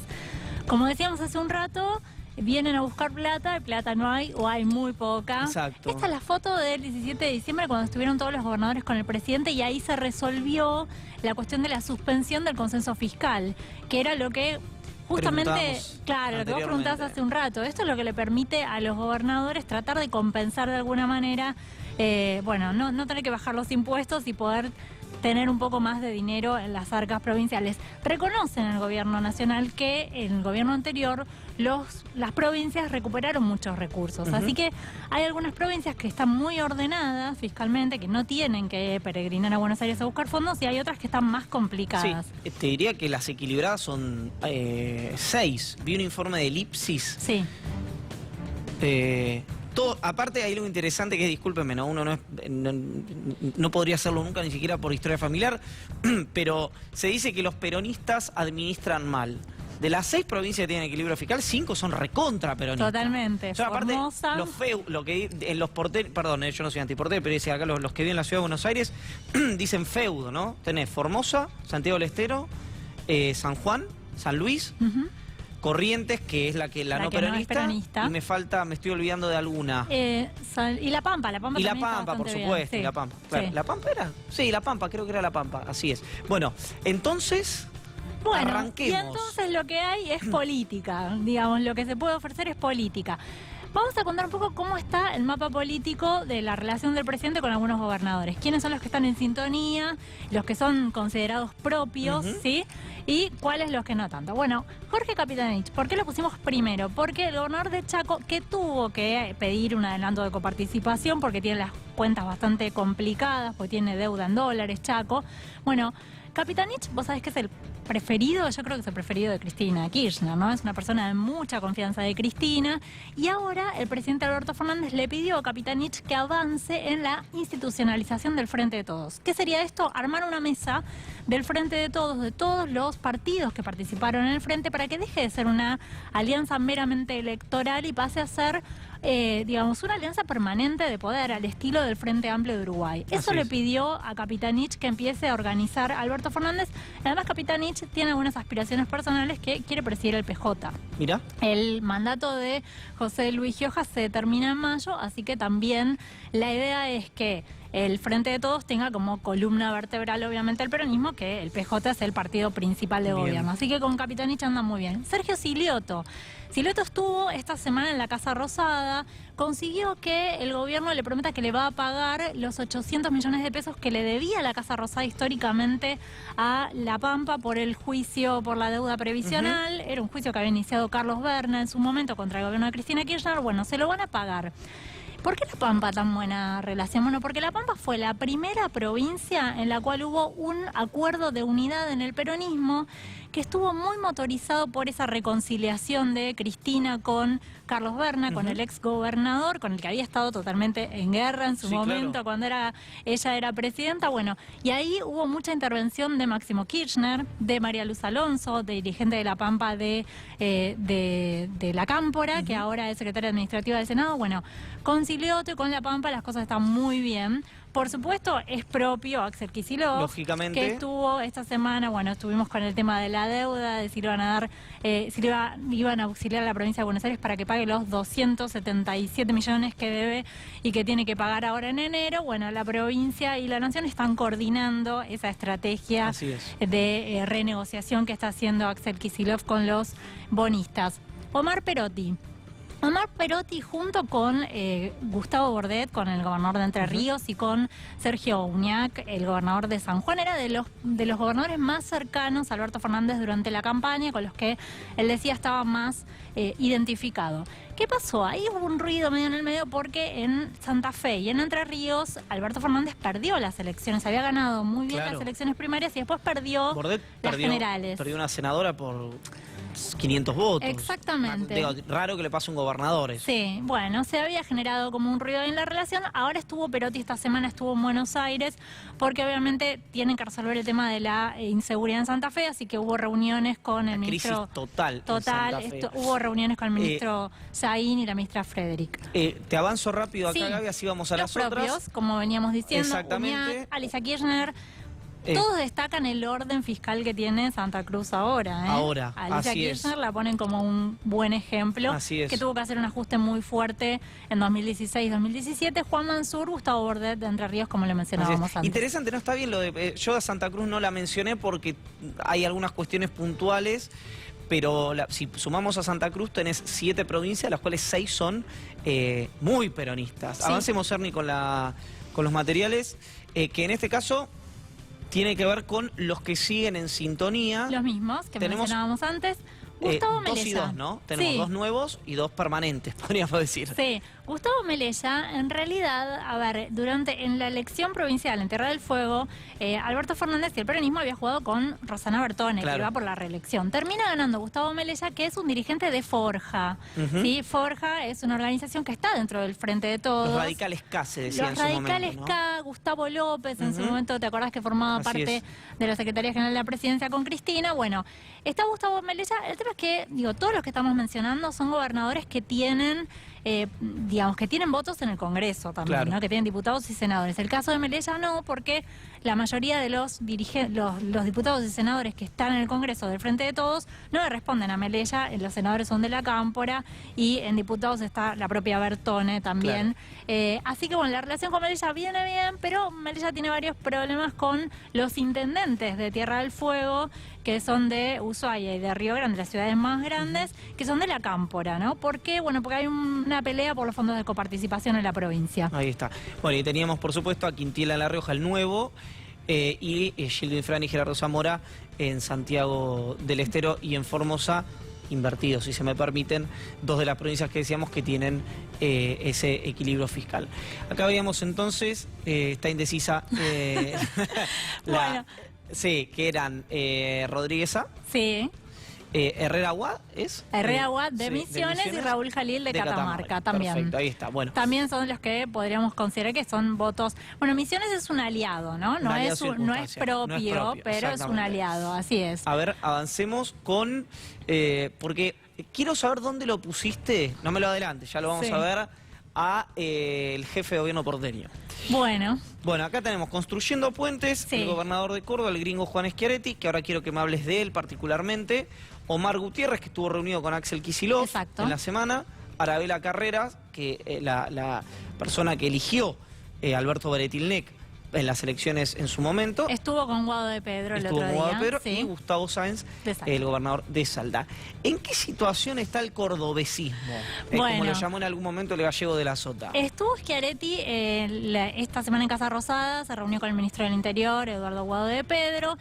De Pedro es la persona que está tratando de limar asperezas con Schiaretti porque, bueno, venían de una situación difícil, ¿no? En la campaña Schiaretti no le dio su apoyo a Alberto Fernández y ahí fue dividido el peronismo de Córdoba. Ahora están tratando justamente de acercarse y Schiaretti ya dio unas primeras señales. Cuando fue a la foto del 17 de diciembre, que fueron todos los gobernadores, bueno, Schiaretti ahí también dio apoyo a la ley de responsabilidad social, que se votó después en el Congreso, y la Casa Rosada tiene un objetivo. El 31 de marzo hay elecciones en Río Cuarto, elecciones a intendente. Bueno, lo que quieren es intentar que todo el peronismo de Córdoba vaya junto, vaya unido en Río Cuarto como una primera señal, ¿no? De ¿Qué buena... chances hay? Y en realidad lo que a mí me decían en Córdoba es una decisión del intendente que va por la reelección, Llamosa se llama, va por la reelección. Es probable porque lo que me decían es, los intendentes, bueno, medio como que evalúan en el pago chico, ¿no? Entonces, digo, hay acuerdos locales y probablemente haya acuerdos locales, pero bueno, lo que dicen es tiene que llamar a una lista de unidad. Claro. Eso sería lo ideal también para Casa Rosada para empezar a mostrar un acercamiento. ¿Avanzamos? Avancemos. Avancemos con Construyendo Puentes. Me gusta, estos son los que están en amarillo, si querés, ¿no? Y hay una situación difícil, Arcioni tiene una situación difícil. Si bien es un gobernador propio, porque es muy cercano a Sergio Massa, ¿sí? Mariano Arcioni, pero es uno de los que fue a pedir auxilio financiero y que en Casa Rosada le dijeron, bueno, a ver, le dieron adelanto de coparticipación, le dieron 1.500 millones entre diciembre y enero, pero lo mandaron a hablar con el ministro de Economía, con Martín Guzmán. No lo recibió en su momento el presidente Alberto Fernández. Le dijo, habla con el ministro de Economía y lo mandaron a hacer los deberes. Le dijeron que tiene que ordenar la situación fiscal que tiene en la provincia. Ya vino Arcioni con una propuesta. Lo que me decían en Casa Rosada, bueno, como hizo Alicia Kirchner a principios de 2016-2017. Tuvo que hacer un ajuste, tuvo muchos problemas en la provincia. Fuerte. Le tomaron la gobernación. Digo, lo mismo le pasó, algo muy parecido le pasó a Rosana Bertone también en su momento. Así es. Le pidieron a Arcioni que ordene las cuentas y ahí va la relación. Digamos, lo que dicen es no va a haber plata todo el tiempo, ¿no? Mientras avanzamos, Arcioni fue, disculpen la autorreferencialidad de este programa, pero protagonista del café. Exactamente. Cuando gana Arcioni en Chubut es cuando estaba Alberto Fernández acá y que termina diciéndole a Massa, vení, tomemos un café. Horacio Rodríguez Larreta está en rojo, está en la oposición. Y claro, sí está en la oposición, pero viste que la relación está muy bien. Por eso te preguntaba. Así es. Bueno, Rodríguez Larreta obviamente va a ser un punto de conflicto la cuestión y hay un ruido con el tema de la baja de la coparticipación. Ninguno igual da la sensación de... ¿No? Es como están que, ahí. Como que nos peleamos, pero más o menos. No, a ver, corta vos, no corta porque vos. lo que dicen en Casa Rosada es... Rodríguez Larreta sabe perfectamente que cuando Mauricio Macri decidió subirle la coparticipación de 1,9 a 3,75, se había pasado un poco, ¿no? Con la cuenta. Entonces lo que dicen es, Horacio sabe que se llevó un poco de más. Claro. El gobierno de la ciudad sabían que como en realidad la coparticipación de la ciudad es secundaria, no está dentro de la ley de coparticipación de la que participan todas las provincias, todo el resto de las provincias, entonces lo puede definir la Casa Rosada de manera unilateral, que es lo que pasó con Mauricio Macri cuando le aumentó. Y ahora, de la misma manera, podría el presidente Alberto Fernández decir, te voy a recortar. Bueno, lo que están haciendo es negociar. Obviamente Rodríguez Larreta se va a quejar de que le van a restar fondos, pero están tratando de que no sea tan dramático y de hecho también al al suspenderle el consenso fiscal, digamos, si Rodríguez Larreta no tiene que bajar tanto los impuestos, entonces le compensan de alguna manera. Te voy a decir algo desde el punto de vista político, que Rodríguez Larreta, que es sin dudas, me parece el dirigente más calculador en el mejor de los términos y el que mejor maneja estas cuestiones de arremetidas y que mejor maneja el DERPO, para decirlo brutalmente, en Juntos por el Cambio, lo debe ver, que es, excepto en la ciudad de Buenos Aires, no hay ningún otro lugar en la República Argentina donde se reivindiquen los derechos de los habitantes de la ciudad de Buenos Aires. Es decir, ¿no? ¿Se entiende lo que digo, no? Hay a nivel federal, producto de muchísimas injusticias que han ocurrido, ¿no? De la centralización total en términos económicos, financieros, productivos, etcétera, que tiene esta ciudad, No hay un amor total por la ciudad de Buenos No. Aires en Córdoba, en La Pampa, en el interior de la provincia de Buenos Aires. Muy sutil lo de no hay un amor. Sí, bueno, lo dije de una manera amable, sibarita. En una línea o en dos. Si no sé si tenés algo más de Rodríguez. No, Rodríguez Larreta, digo, el gobierno sabe que va a tener que protestar, pero bueno, porque además la tiene a Patricia Bullrich del otro lado como la línea dura del PRO, pero dicen que la relación está muy bien y hay también buena predisposición por parte del jefe de gobierno y también idea de colaborar con el gobierno nacional. ¿Morales? Sí. ¿Hay algún gesto que puede dar? ¿Está urgido de dinero? Morales tiene un gran problema, la provincia está muy endeudada, tiene deuda en dólares, pasan los gobernadores por Casa Rosada y dicen nos obligaban a endeudarnos en dólares porque tenían cerrado el crédito en pesos, entonces, bueno, ahora ¿qué pasa? Las provincias no pueden pagar. Entonces, Morales fue uno de los primeros que fue a Casa Rosada, tuvo varias reuniones ya con el ministro de Interior, con el jefe de gabinete, tuvo reuniones con el presidente. La relación está muy bien con Morales, al punto tal que el presidente dijo que va a ir a Jujuy, ¿no? Que va a pasar va a pasar por Jujuy, que es la provincia que gobierna Gerardo Morales. Y cuentan también que, bueno, esperan también algún gesto, que ya lo tuvo Morales a fin de año, lo tuvieron los gobernadores radicales cuando fue la pelea por la ley de responsabilidad social en el Congreso. ¿Te acordás que criticaron? Suárez también. Exactamente, Los dos. Suárez y Valdés también. Y Valdés también, así todos los gobernadores radicales. ¿Me acompañás en la mesa? Vamos. Bueno, está claro, ¿no? El mapa de los gobernadores que presentaba recién Gabriela Pepe y lo tenemos ya, le damos la bienvenida a Lautaro Maisling. ¿Cómo le va a usted, caballero? ¿Cómo le va, Iván? Muy bien. ¿Bien? Si usted me da la bienvenida a mí también, ¿no? Con esa cara me miró. Muy contento, muy contento. Cumplió con su promesa. ¿Cuál de todas? A fin de año le dije si me iba a invitar durante el 2020 y acá estamos Pero presentes. por supuesto, mirá, el primer programa. No sé si incluye el relanzamiento de tu primer programa. Claro, tu primer programa. No, pero la promesa él se la hice Segundo yo. reproche, Es una cosa tremenda. Volviste y me invitaste. ¿verdad? Así Muy es. bien. Sí, era mi primer programa, los chicos hicieron un éxito veraniego. Tampoco es irónico. No sepa. ¿Saben qué? Lo quieren presentar. No, el tema es serio, discúlpenme, porque Lautaro en general viene con algunas cuestiones más de orden. Coberturas, por supuesto, periodísticas, pero con las que podemos tomarnos alguna licencia de humor. Más coloquial. Sí, más coloquial. No es el caso porque fue en la marcha en homenaje al doctor Alberto Nisman, 5º aniversario de su muerte. Conversaste con Patricia Bullrich, vimos un adelanto. Conversamos con Patricia Bullrich, con el ex titular del sistema de medios públicos, Hernán Lombardi, también con varios manifestantes que estuvieron en la marcha, pero dividimos el informe en dos partes, uno con los políticos y otro con los manifestantes. ¿Cuál compartimos primero? El de los ex políticos o políticos, en realidad ex funcionarios. Adelante.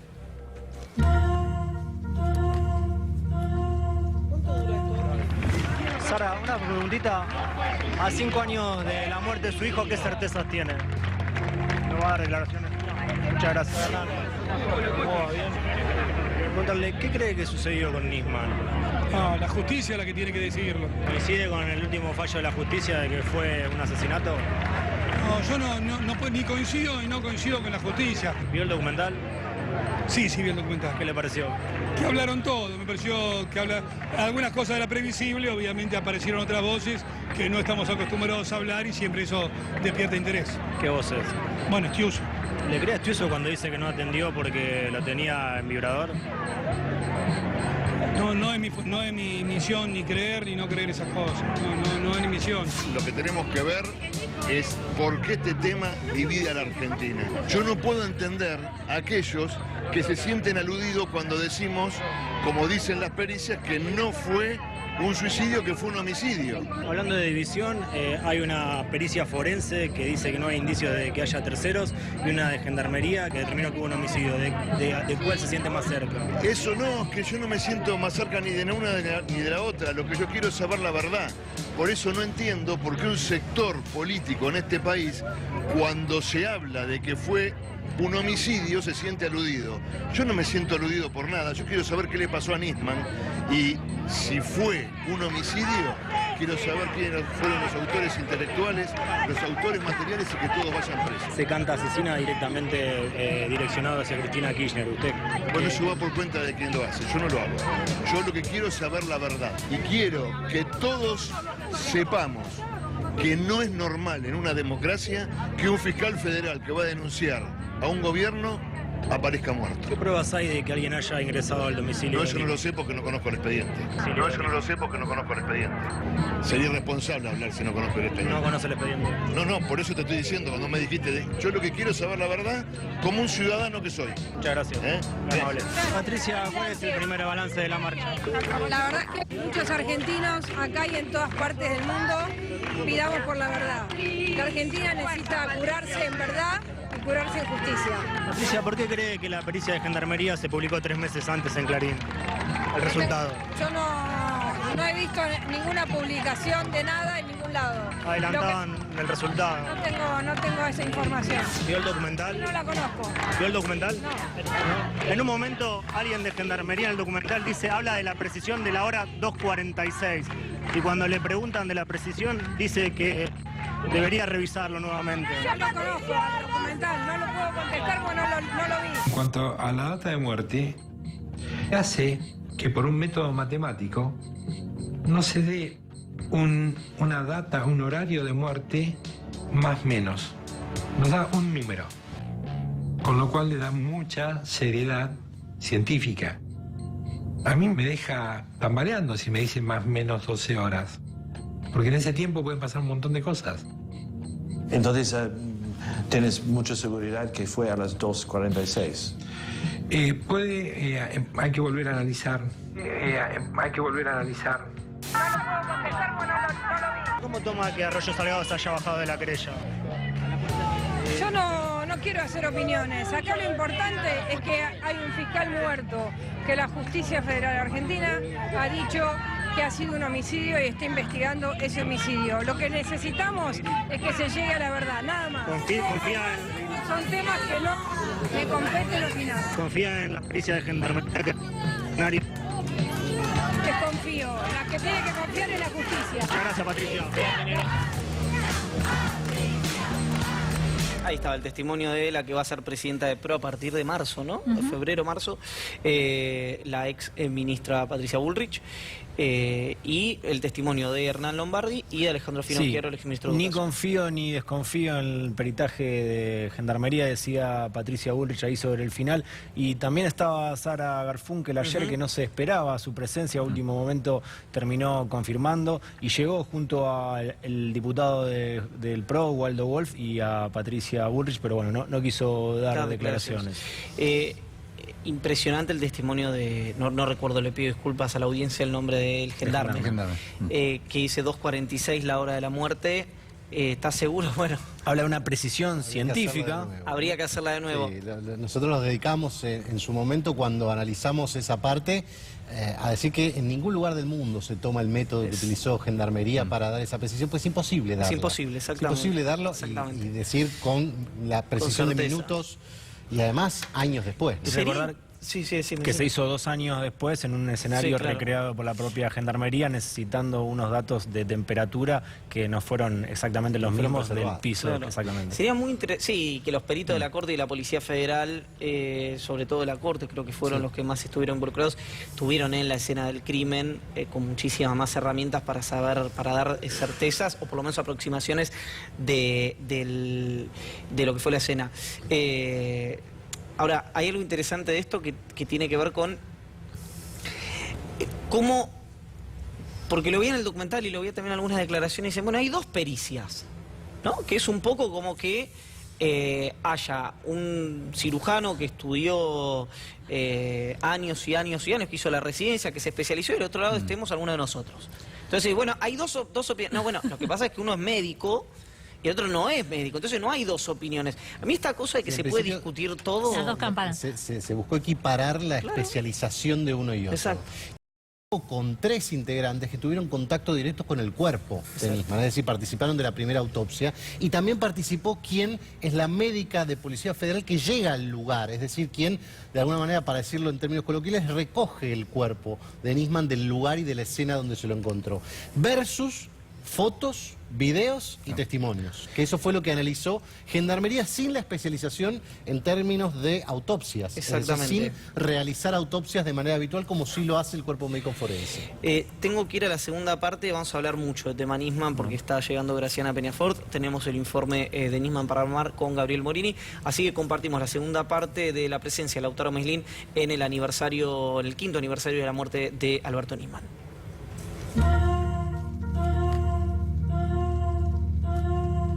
Creo que sucedió que lo mataron. ¿Quién cree que lo mató al fiscal? O sea, la sospecha que tienen todos, pero no puedo decir. ¿Cuál es la sospecha que tienen todos?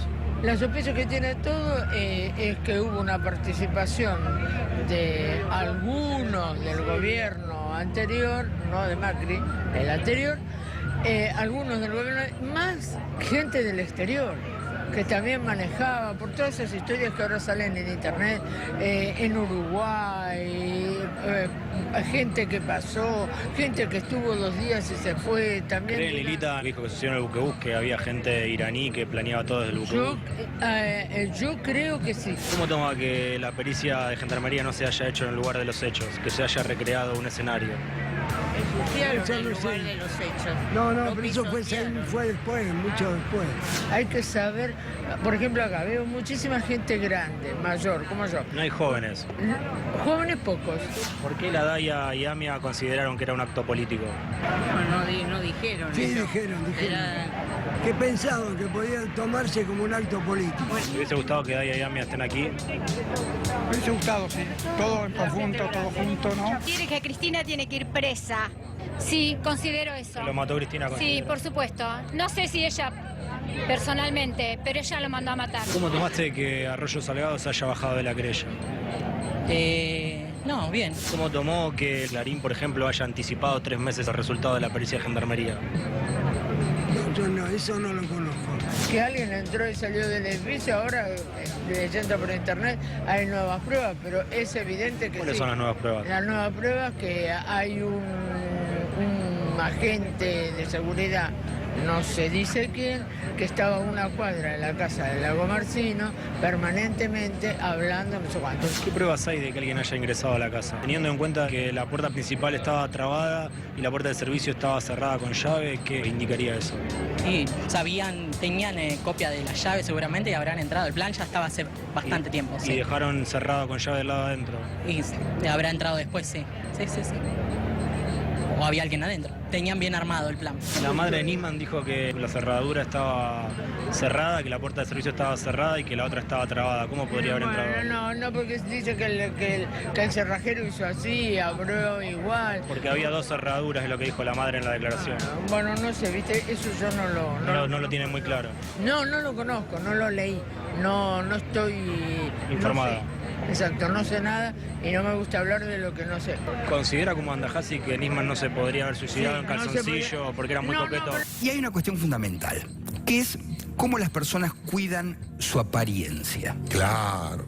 Nisman era una persona, digamos, que se presentaba de punta en blanco cuando tenía que ir a un programa de televisión, vos lo veías permanentemente. Bien. Un suicida de esas características no se suicida en calzoncillos. Claro. No se viste para suicidarse. Yo no sé si habrá alguna pericia en este sentido. ¿El eso del calzoncillo? No es... No es contundente. No, para mí no. No se podía haber suicidado porque una persona que está en un momento muy especial, cuando iba a ir a declarar, cuando tenía todas las pruebas, estaba contento. ¿Cuáles eran todas las pruebas? Las pruebas que tenía en contra del acuerdo con Irán. ¿Pero cuáles eran? No sé. Yo no sé porque no leí el texto. ¿Cómo toma las declaraciones de Federico Andajasi que dijo que Nisman no se podría haber suicidado en calzoncillo porque era muy coqueto? Y es verdad, un tipo que es coqueto.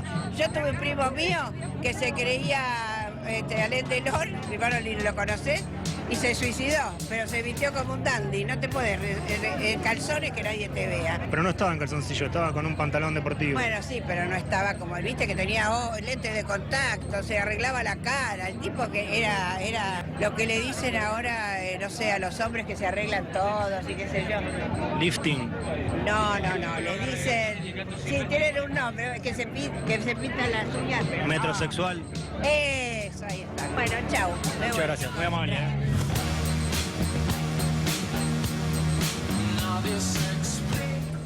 Bueno, los testimonios en este caso de algunos de los asistentes a la marcha por el 5º aniversario de la muerte del fiscal Nisman. Sí, Iván, y ahí en el paño, no sé si se puede mostrar, lo vemos a Lombardi, también a la propia Patricia Bullrich y Waldo Wolf leyendo el documento que la propia exministra viralizó en las redes sociales.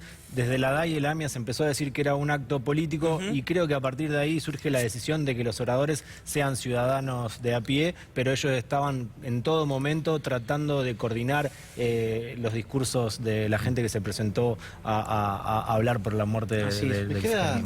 Me queda algo interesante, sobre todo del segmento de la gente, digamos, de los manifestantes comunes, los políticos que están jugando su partido, me parece hasta esperable.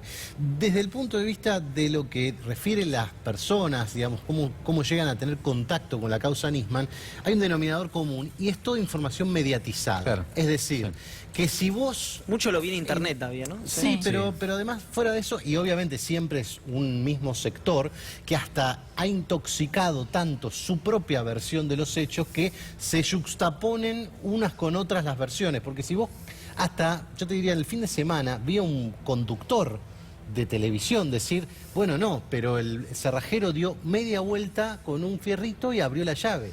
Claro, pero omiten decir que había un pasador. Es decir, ellos mismos han concebido su propia versión de los hechos y se han detenido en el tiempo, como si nada más ocurriese, ¿sí? Como si no se acumularan otros elementos. A la gente, obviamente, a la que ellos mismos informan, también está intoxicada de esa manera, en el sentido de no poder discernir más allá de lo que le cuentan. Porque nadie tiene experiencia directa de haber dicho, no, yo me metí a analizar el tema, miré 5 cosas, leí la denuncia de Nisman y me parece fantástico. Llama mucho la atención que la ex ministra diga que no vio el documental, ¿no? Sí, sobre todo porque había, a través de una serie, ella había dicho que era una de las posibilidades que se imaginaba cómo lo habían asesinado, según la idea de la ex ministra a Nisman. La serie creo que era Tirador. Sí, la serie era esa. Y... me tengo que ir. Bueno, no, que la había impresionado y por eso llegó tarde al programa de Luis Novares ese día. En aquel momento, exactamente. Me tengo que ir con Gabriel Morini, con el Nisman para armar, porque quiero tener tiempo para conversar con Graciana Peñafort, que en instantes va a estar con nosotros. Gracias, Lautaro. Gracias a ustedes. Muchas gracias. Pasamos al frente, caballero. Permiso. Bueno, Nisman para armar. ¿De qué vamos a hablar, Gabriel Morini, con este Nisman para armar? Bueno, vamos a hablar de todo el universo Nisman porque evidentemente hay muchísimos elementos para poner en juego y da la impresión, habida cuenta de la publicación del documental y esta cuestión, que algo en el documental, y lo vemos en la marcha, en cómo se cristalizó, algo del documental hirió de muerte, por así decirlo, y para ser redundante, la versión establecida por un sector respecto al homicidio. Claro. Da la impresión que al haber herido de muerte hay que necesariamente establecer un dogma de fe respecto a la teoría del homicidio y en eso sustentar un montón de cosas. Por eso la proliferación de diversos elementos al 5º aniversario de los que no están seguros ni los emisores del asunto. Hubo durante el fin de semana una supuesta nueva pista relacionada con un espía que vivía cerca de la casa de Lagomarsino, cuyo teléfono se activó en una antena a 2 cuadras del domicilio cuando no se sabía si Nisman estaba vivo. Es una pista que era del año 2015, que no era nueva y no era pista. Porque sí, era el domicilio de un agente de la Secretaría de Inteligencia al que se establecieron comunicaciones y que no tenía ninguna relevancia a la información que la misma Justicia Federal está investigando. Interesante que mientras compartimos los materiales... Una nota hermosa, había que leerla, estaba escrita espectacularmente, casi que te la creías. En el documental, Fein dice todo el tiempo traigan pruebas, ¿no? Es decir, los expedientes se manejan con pruebas, no con indicios, no con esto, y es lo que, bueno, a lo mejor no hay. ¿Y qué pasa en el 5º aniversario con la causa de la muerte? A ver. Que es quizás la central desde el punto de vista de saber qué pasó con Alberto Nisman. Desde que la causa pasa a la Justicia Federal, lo único que se hace es hacer tiempo hasta la llegada de la pericia de Gendarmería. Una vez que se cuenta con la pericia de Gendarmería, lo que tenemos es un homicidio sin homicida. ¿Por qué? Porque la pericia de Gendarmería lo que establece es que 2 personas sostienen a Nisman, lo drogan con ketamina que ellos encuentran en las vísceras del cuerpo de Nisman sin haber tenido, repito, contacto inicial con la autopsia principal. Nunca se había sugerido la presencia de ketamina y tampoco sugiere la Gendarmería cómo se administró esa droga como para supuestamente tenerlo prácticamente sin voluntad. A partir de eso, uno lo sostiene, otro tirador dispara, no se sabe cómo llega partículas de fulminante a las manos del fiscal, que finalmente se encuentran estas partículas. Son compatibles, no aparecen todas ni en la cantidad que debería, pero aparecen, terminan apareciendo. Y eso es lo que en definitiva genera que el juez Julián Ercolini diga: acá procesamos a Lagomarsino como partícipe necesario por haber entregado el arma de un homicidio. Homicidio sin homicida. Repito, no sabemos ni cómo entró la persona, ni cómo salió, ni absolutamente nada. ¿Qué es lo que se está haciendo refiriéndose a la muerte? Bueno, revisando 45.000 llamados históricos entre las personas que aparecen entre Secretaría de Inteligencia, personal del gobierno, algunos exespías y demás, para tratar de establecer un patrón. De acá puede salir cualquier cosa, básicamente, porque vos podés dibujar un patrón en las comunicaciones de cualquier persona. Ahora jamás vas a tener el contenido de eso. ¿Qué es lo que no se investigó? Jamás se investigó en los Estados Unidos el contenido de las casillas de correo de Alberto Nisman, una terminada en Yahoo que prometía por lo menos revelar cuáles habían sido las últimas comunicaciones vía correo electrónico del fiscal. Jamás se pudo llegar a esa cuestión. Y atención, porque también hubo, bajo presión mediática en los últimos días, la supuesta intención de decirle al fiscal Eduardo Tayano que tiene que elevar a juicio a los custodios, algunos por incumplimiento de los deberes, otros por encubrimiento. Y yo quiero hacer un punto acá porque no me parece una soncera más dentro de las que se están mencionando, porque el juez Julián Ercolini se ha caracterizado en los últimos casos resonantes por desdoblar las investigaciones. ¿Y qué es lo que te genera eso? Que una parte vaya a juicio sin la otra parte que está directamente conectada con el hecho. Es decir, no puede ir a juicio los custodios por encubrir la muerte de Nisman sin ir el presunto partícipe necesario del homicidio. Y en realidad no debería ir el presunto partícipe necesario del homicidio sin tener al homicida. Déjame hacer un alto ahí.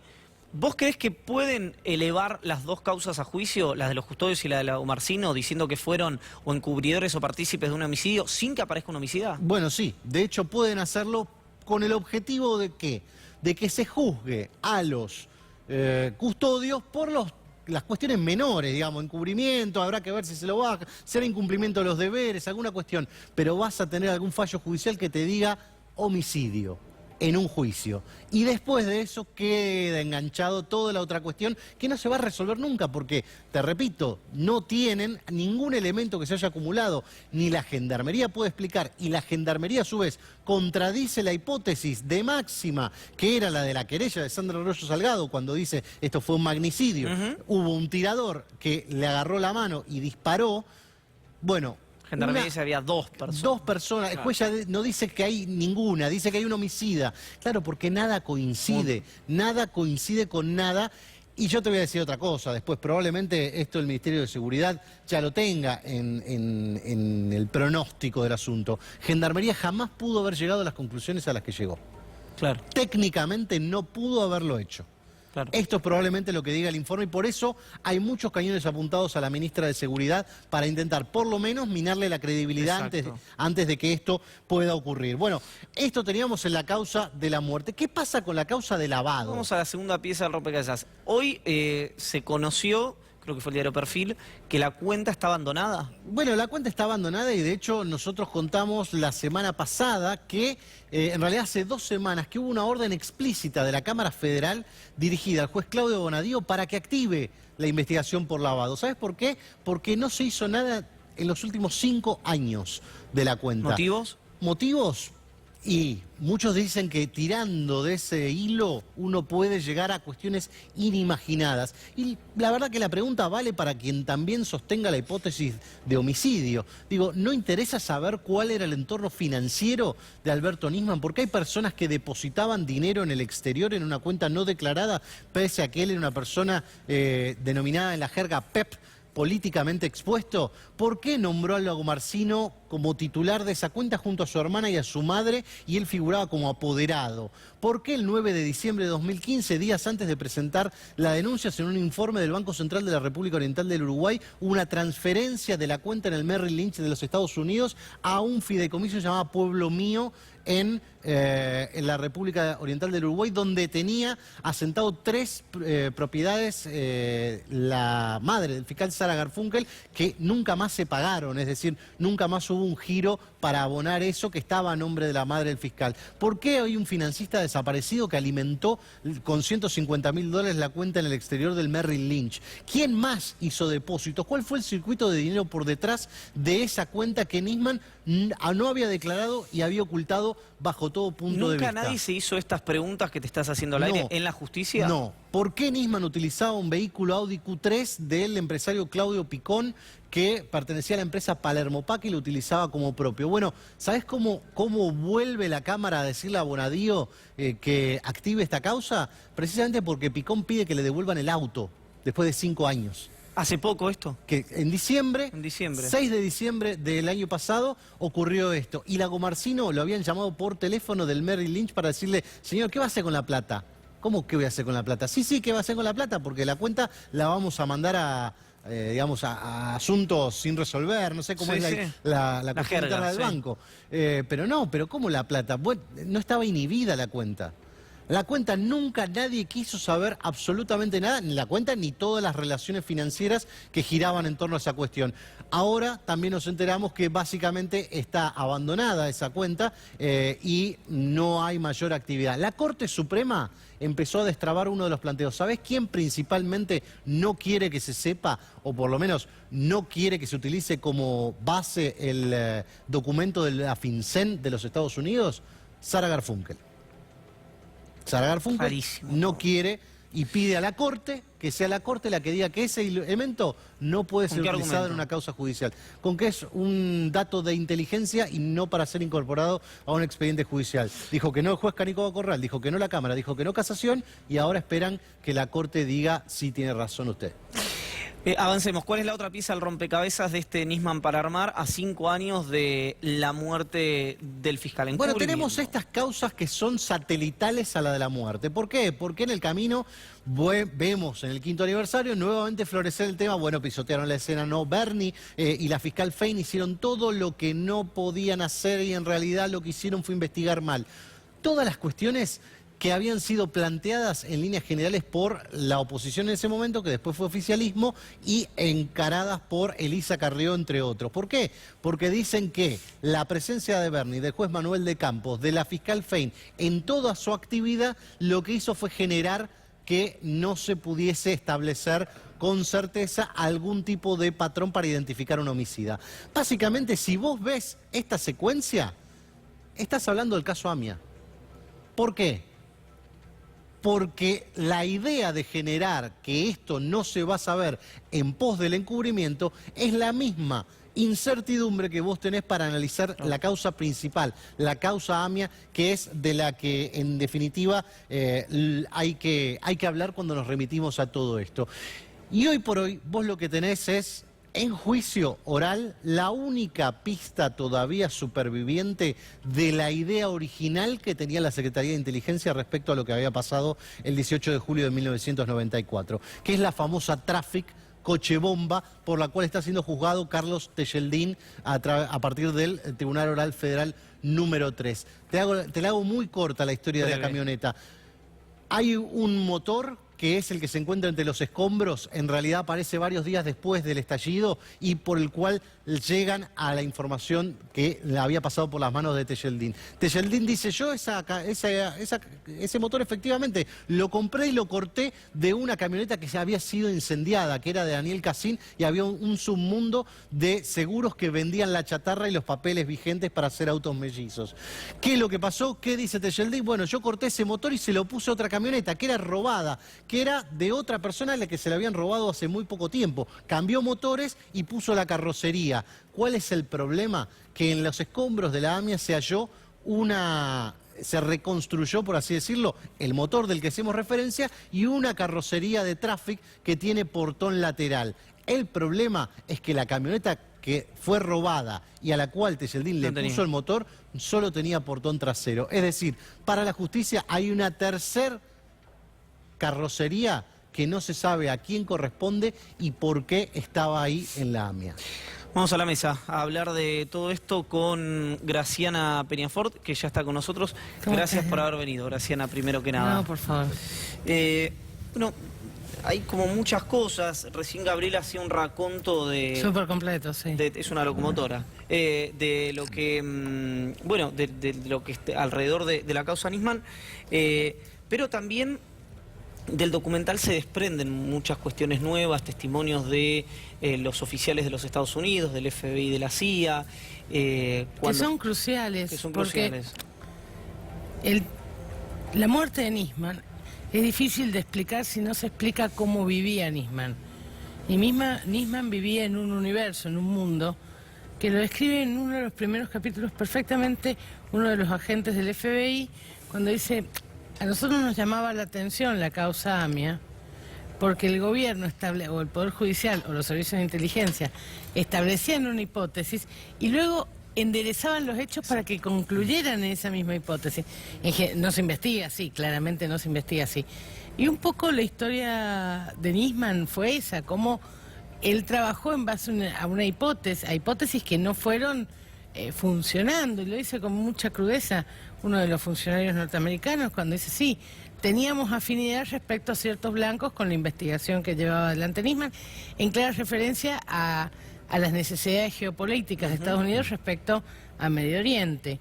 Y eso fue la vida de Nisman, donde un funcionario judicial, que era un buen funcionario judicial cuando fue designado, o por lo menos apenas fue designado, se vio inmerso en un mundo en el que claramente se le fue de las manos, Graciana, esto corre por mi cuenta, pero pasados 5 años, no habiendo ninguna pista certera sobre la posibilidad de un homicidio y habiendo muchísimas sobre el... ¿Puedo decirte algo que me parece importante? Sí, adelante. No solo es que pasaron 5 años, es que 4 de esos 5 años pasaron bajo el gobierno de Mauricio Macri, que luego de conseguir o de obtener una pericia que determinase el homicidio, nunca se consideró en condiciones, y todos me van a decir: pero la justicia hace lo que quiere.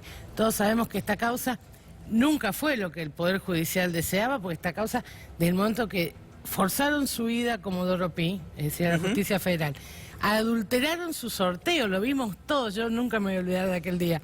En adelante estuvo absolutamente muy controlada por Le había tocado a Casanelo, ¿no? Le había tocado a Casanelo, la pantalla se puso negra y supimos que había quedado asignada Juliana Arcolini a las 2 de la tarde. Es verdad, me había olvidado de ese dato. Es muy impresionante. Pero aparte fue de un nivel de grosería, porque había abogados, yo me acuerdo que estaba Aníbal Ibarra, estaba Seguro, estaba Mariano Fragueiro, había varios abogados.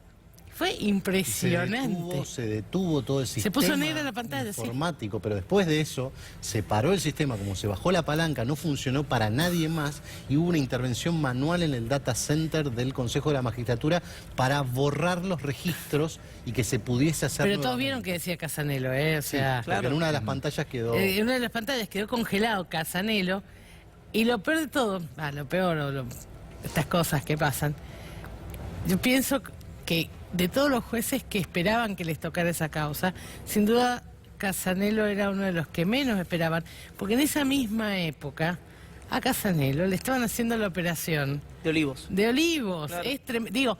Era todo. Ese Comodoro Pi está surcado de servicios de inteligencia, que además trabajan en una relación promiscua con los jueces. Con los jueces. Y fue esta causa, pero lo que quiero decir, no me quiero desviar. Durante los 4 años del gobierno macrista, más allá de la extraña pericia de gendarmería, que da algunos resultados insólitos, algunos los marcó muy bien Gabriel, no elevaron la causa a juicio. Bueno, lo dice un poco Lago Marcino en el documental, dice, a mí lo que, entre comillas, dice, lo que me deja tranquilo es que con 2 gobiernos de distintos años no encontraron nada, dice, porque no hay nada. No, lo de Lago Marcino aparte es un imposible jurídico, porque ¿cómo va a ser partícipe necesario de un autor que no conocemos y de un móvil que no conocemos? A mí me parece inverosímil. Vuelvo con esto. Yo creo que efectivamente cuando dicen hay cambios de los jueces por los tiempos políticos, yo creo que es cierto, pero no porque haya presión hoy del Poder Ejecutivo, sino porque se disipó la presión del Ministerio de Seguridad o de la Casa Rosada durante el gobierno del presidente Macri. No me cabe duda, y te voy a dar un ejemplo claro. La famosa pericia de Gendarmería tiene algunos datos que con lo que le queda de sensatez a Julián Ercolini no los toma para ¿por ejemplo? Hacer su informe. Por ejemplo, que encuentran ketamina en las vísceras de... Claro, lo que contaba Gabriel recién. Exactamente. Y es imposible porque la ketamina, para poder dopar a alguien, tiene que ser metabolizada. Y cuando se metaboliza se convierte en otra sustancia, se llama norketamina. Encontraron ketamina, es imposible. Claro. O sea, si vos... Bueno, con todas estas irregularidades, que algunas contaba Gabriel, algunas estás relatando vos, ¿crees que es posible que alguien, el verbo que voy a utilizar es antojadizo y es mío, pero corrija todo esto, instancias superiores, la Corte? ¿O cómo va a quedar esto? A mí me parece que hay dos planos de análisis. Yo creo que la muerte de Alberto Nisman, por decisión de la política de Mauricio Macri sobre todo, que no importa que lleguemos a una verdad. Claro. Yo creo que ya hubo una verdad que fue la del cuerpo de peritos de la Corte, que la dijeron, y que en la necesidad de hacer política, por lo tremendo de esta causa es comisión política de un señor que se murió, anularon cualquier posibilidad de verdad. Porque no importa lo que diga, puede venir un científico de Marte que nadie sospeche de vincular, y una parte de la sociedad no le va a creer, diga lo que digan. Claro. Y además de eso, y esto me parece tremendo, lo que sí me parece muy horrible es cómo vuelve a repetirse la matriz. Porque la muerte de Nisman no difiere mucho de una matriz típica de los servicios de inteligencia. Hay una causa que no se va a resolver. Pienso, por ejemplo, en el atentado a la AMIA. Claro. Pero esa causa que no se va a resolver, vamos a sacar causas paralelas. Y aparece el encubrimiento. Es tremendo. Tiene una matriz donde la causa sin solución posible...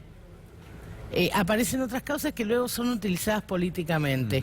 Durante el macrismo vimos como la causa de la muerte de Alberto Nisman fue utilizada para perseguir al ex ministro de Seguridad, Berni, a distintos personas, porque se usa, esa es una matriz, es un armado, es un típico armado de los servicios de inteligencia en connivencia con el Poder Judicial. Hay mucha gente que todavía piensa, no, Nisman no se pudo haber suicidado porque estaba por defender su denuncia. Si nos remitimos a los últimos tramos, la causa de memorándum fue elevada a juicio hace años, no tiene absolutamente, más allá del análisis que se hacía, viso de seriedad desde el punto de vista penal, pero además tiene el pedido de declaración ante el Tribunal como instrucción suplementaria de Joel Solier y de Ronald Noble. Y según entiendo, se puede además utilizar algo que no solamente lo había marcado la Cámara Federal cuando ratificó lo que decía Rafecas, que es que las escuchas están editadas y yuxtapuestas para dar un significado que no tienen ni siquiera en la hipótesis inicial de Nisman. ¿Qué hay de cierto en todo esto? Ese es el gran problema. Nisman tenía, cuando hace su denuncia, una vez hecha su denuncia, le aparecen dos problemas. Uno fue público. Algo que Nisman jamás esperaba es que Interpol desmintiera el eje de su denuncia. La denuncia de Nisman era iban a encubrir Irán dando de baja las alertas rojas a través de la firma del memorando. Como Interpol había sido ya consultado por Héctor Timerman y por la Argentina al respecto, y había enviado por escrito la respuesta, y Noble era en ese entonces el secretario general de Interpol, le envió un mail a la Cancillería Argentina diciendo esto que dice Nisman es falso. Y ese era un problema público real. El otro problema, Nisman lo mantuvo en silencio, pero era un problema que evidentemente le preocupaba. El día que Nisman presenta la denuncia, si ustedes ven el sello en el expediente, dice no presenta documentación mencionada en la denuncia. Porque ese fue el problema. Y al día siguiente, Servini de Cubría, que era la jueza a cargo, impide, dice, no voy a abrir la feria porque el fiscal no presentó la prueba. Y ese era el problema que tenía Nisman, no tenía la prueba. ¿Y por qué no tenía la prueba? Porque él había trabajado en base a escuchas, efectivamente, parciales, pero además en algún momento, y por eso a mí me parece importante ver con quién habló Nisman unos días antes de presentar la denuncia, en algún momento Nisman se entera de una noticia, y es que el señor que le dio alguna de las mejores escuchas a los fines de probar, de un señor que le había identificado como un agente de inteligencia, llamado Alan Bogado. Ese señor llamado Alan Bogado no era agente de inteligencia. Entonces, toda esa prueba obtenida presuntamente por agentes oficiales se le caía a pedazos y no tenía manera. Y el primero que sin querer pone el dedo en la llaga respecto al problema de la prueba es el juez de la causa AMIA, que es el juez que autorizó las escuchas para la investigación, que es Canicoba Corral, que sale el día siguiente que Nisman hace pública su denuncia a decir, mire, la escucha en sí misma no es una prueba, yo no sé cómo se hicieron estas escuchas, no puedo dar fe que se autorizaron todas. Y es el primer exabrupto que va a tener Nisman, que contesta por los medios, Canicoba Corral está diciendo boludeces. Ah, no. ¿En on?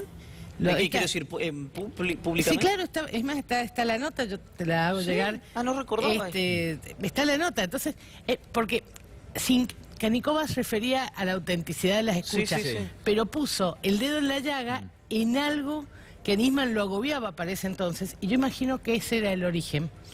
¿Qué es lo que se entera Nisman? Nisman se enteran que su principal proveedor de información, que era Jaime Estiuso, le había denunciado hacía menos de 2 meses a Bogado por ser un falso espía. Claro. Sí, el señor que les daba, decir, yo imagino que no se lo... Creo que se enteró una vez que había hecho la denuncia. Digo, yo pienso el momento confuso que fue la salida de Estiuso de la CIDE y la concomitante decisión de Nisman de hacer la denuncia. Y no me cabe duda que él lo llamaba insistentemente para que le diera una explicación plausible respecto a Bogado. Ahora, Graciana, Nisman le dijo, por lo menos surge del informe, y cuando uno lee algunos libros también, le decía a sus interlocutores, horas antes de su muerte, que él esperaba recibir más información. Algo que salvar el problema de Bogado, sin duda. O sea, él ya estaba preocupado, decís vos, porque no tenía información. Él tenía su prueba, tenía un problema, digo, es evidente, repito, el primero que pone el ojo, nosotros no conocíamos la denuncia, no conocíamos mucho menos las escuchas. El primero que pone, por su rol de juez, es Canicoba. Y a mí me llamó la atención el exabrupto de Nisman, que no era normal que dijera a una radio que un juez, o sea, no era un exabrupto. Claro, pues claro, el problema era la prueba. Y él estaba esperando algo que le pasara a alguien, que le subsanara el problema de que las escuchas de Bogado no se correspondían a las escuchas de un agente de la CIDE. Déjame preguntarte algo que estoy seguro que es absolutamente lateral y casi una tontería, pero me obsesiona y después quiero que Gabriel, que tenía una pregunta, la haga. Y no sé, Gaby, si vos estabas con algo, pero me obsesiona que gente que tuvo acceso al expediente, como Sandra Arroyo Salgado, el doctor Romero Victorica, los peritos, etcétera, hayan dicho durante tanto tiempo que yo sé que después dijeron, bueno, se equivocó, pero que el proyectil había ingresado por detrás de la oreja, cuando después la foto muestra que ingresó por adelante y por arriba en el parietal. Eso no, desde el punto de vista de la opinión pública, desde el punto de vista, no gravita, fue una mentira hecha y derecha que tuvieron que reconocerla una vez que creo que fue Edith Zunino, mostró la foto en televisión. Cuando tomó Estado Público la foto. A ver, ya no es un límite de verdad judicial, es un límite vinculado a la libertad de expresión. Cada uno de los que mintió o tergiversó la información es responsable, pero no creo... Es responsable de que se lo señale diciendo usted dio mala información. Claro. De ahí a una sanción, algún impacto judicial no, porque no tiene sentido. Lo que importa es que los estudios lo vean bien los jueces y los fiscales y los defensores. 2 minutos. A ver, no, es una inquietud que me perturba en algún punto, pero si vos analizás la mecánica de la denuncia de Nisman, la denuncia de Nisman iba a destruir a Cristina o iba a destruir a Nisman, si Nisman estuviese vivo. O sea, el diseño de su denuncia era para destruir a Nisman. El diseño de su denuncia era para salvar el trabajo de Nisman. Nisman no se podía ir de esa fiscalía porque en esa fiscalía había circulado mucho dinero que Nisman no había usado para la investigación y además se usaba para otros temas. Nisman no podía dejar la fiscalía porque en el momento en que la dejaran, indudablemente iba a surgir cosas como que él no pagaba alquiler, pero que la hija del dueño del departamento en el que vivía trabajaba en la fiscalía. La chica que limpiaba la casa estaba a sueldo de la fiscalía. Nisman cometía evidentemente peculado con fondos que estaban destinados a la investigación del atentado al AMIA. Que era una de las preguntas centrales que le iban a hacer el lunes ese. Efectivamente. En tanda, ¿no tengo una? No, me dice que no. Sí, en una línea, necesito la pregunta y en una línea la respuesta. Graciana, por favor. No, ¿cómo interpretas ahora la actitud de Arroyo Salgado, ¿no? Digo, cuando ella decide bajarse de la querella y también habla de amenazas que supuestamente sigue recibiendo? Yo creo que las amenazas, ella tiene que dar una razón. Creo que es una actitud responsable. Yo rescato la figura de Sandra Arroyo Salgado, porque más allá de su mala relación, más allá de la presión política que ella misma recibió, siempre se ha encargado de cuidar a sus hijos. Y cuando ella hace algo como dejar la querella, yo le creo que lo hace para preservar el derecho de sus hijas, cosa que siempre lo ha hecho. Graciana, muchísimas gracias por haber venido, de veras, un gran placer. Amigos y amigas, tenemos que hacer un receso muy pero muy breve. Al regreso se oficializó la fórmula del MAS. Fue aquí en Buenos Aires. Hay candidatos ya para las elecciones en el Estado Plurinacional de Bolivia, por lo menos del espacio de Evo Morales. En instantes con toda la información.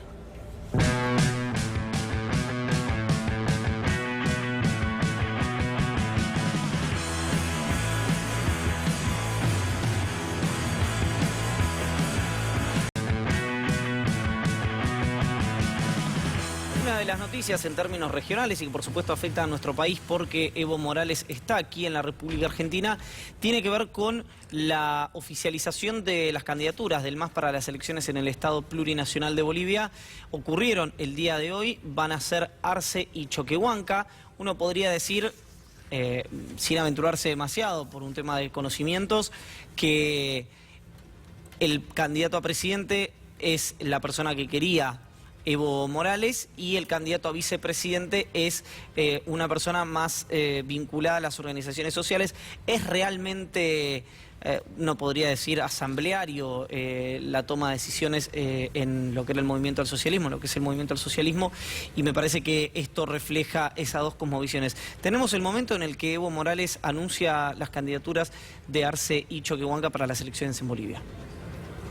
Un debate orientado a cómo ganar el día 3 de mayo en Bolivia. Y además de eso, prepararnos para ganar en la primera vuelta.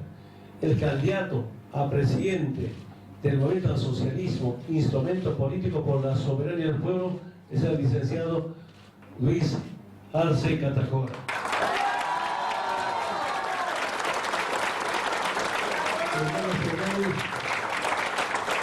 Quienes participaron, dirigentes, algunas compañías de base, han escuchado interesantes intervenciones. Es que vale más razones, vale más argumentos, elementos para seguir con nuestro proceso de cambio. Candidato a vicepresidente, tomando en cuenta la propuesta del Pacto de Unidad.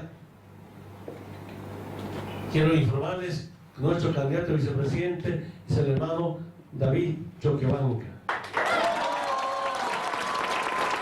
Bueno, esto es para las elecciones del 3 de mayo que convocó el gobierno de facto de Yanina Áñez.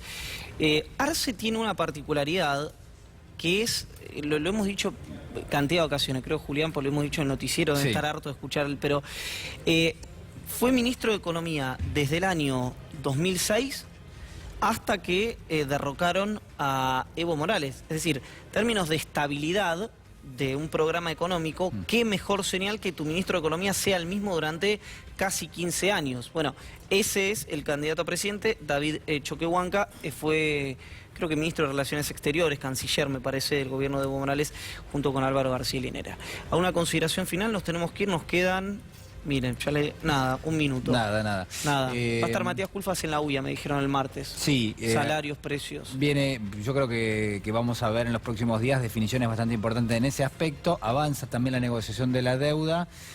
Algunos detalles los podemos dar la semana que viene, si te parece bien, pero digo, va avanzando en línea con lo que se esperaba. Por lo menos por ahora hay una discusión de fondo que tiene que ver con si se pagan o no y qué porcentaje los intereses durante el tiempo que el gobierno está buscando como, digamos, la cuota de gracia, es decir, no pagar absolutamente nada. Estoy encantado con Abigail, creo que se llama Disney, Bill Gates, el dueño de Amazon, que olvidé el nombre, Jeff Bezos. ¿Por qué? Y con Cristalina Georgieva, que la revolución de los ricos que quieren pagar impuestos. Sí. Me encanta, me parece fascinante. Extraordinario, vamos a hacer un bloque. ¿Pero son 3 nada más? No, son más, hay un club. No son tantos tampoco. ¿Acá también o no? No, pero viste que baja. No, la moda en general se bajan desde los Estados Unidos, esperemos que las copien. Muy bien. Caballeros, dama, un privilegio, muchas gracias. Muchas gracias por este regreso triunfal. Bueno, amigos y amigas, se quedan ustedes en la continuidad de C5N con Abigail Lasalle, el último de la semana, y nosotros nos reencontramos el domingo que viene a las 9 de la noche acá en Análogo. Que tengan linda semana y gracias por acompañarnos. Chau.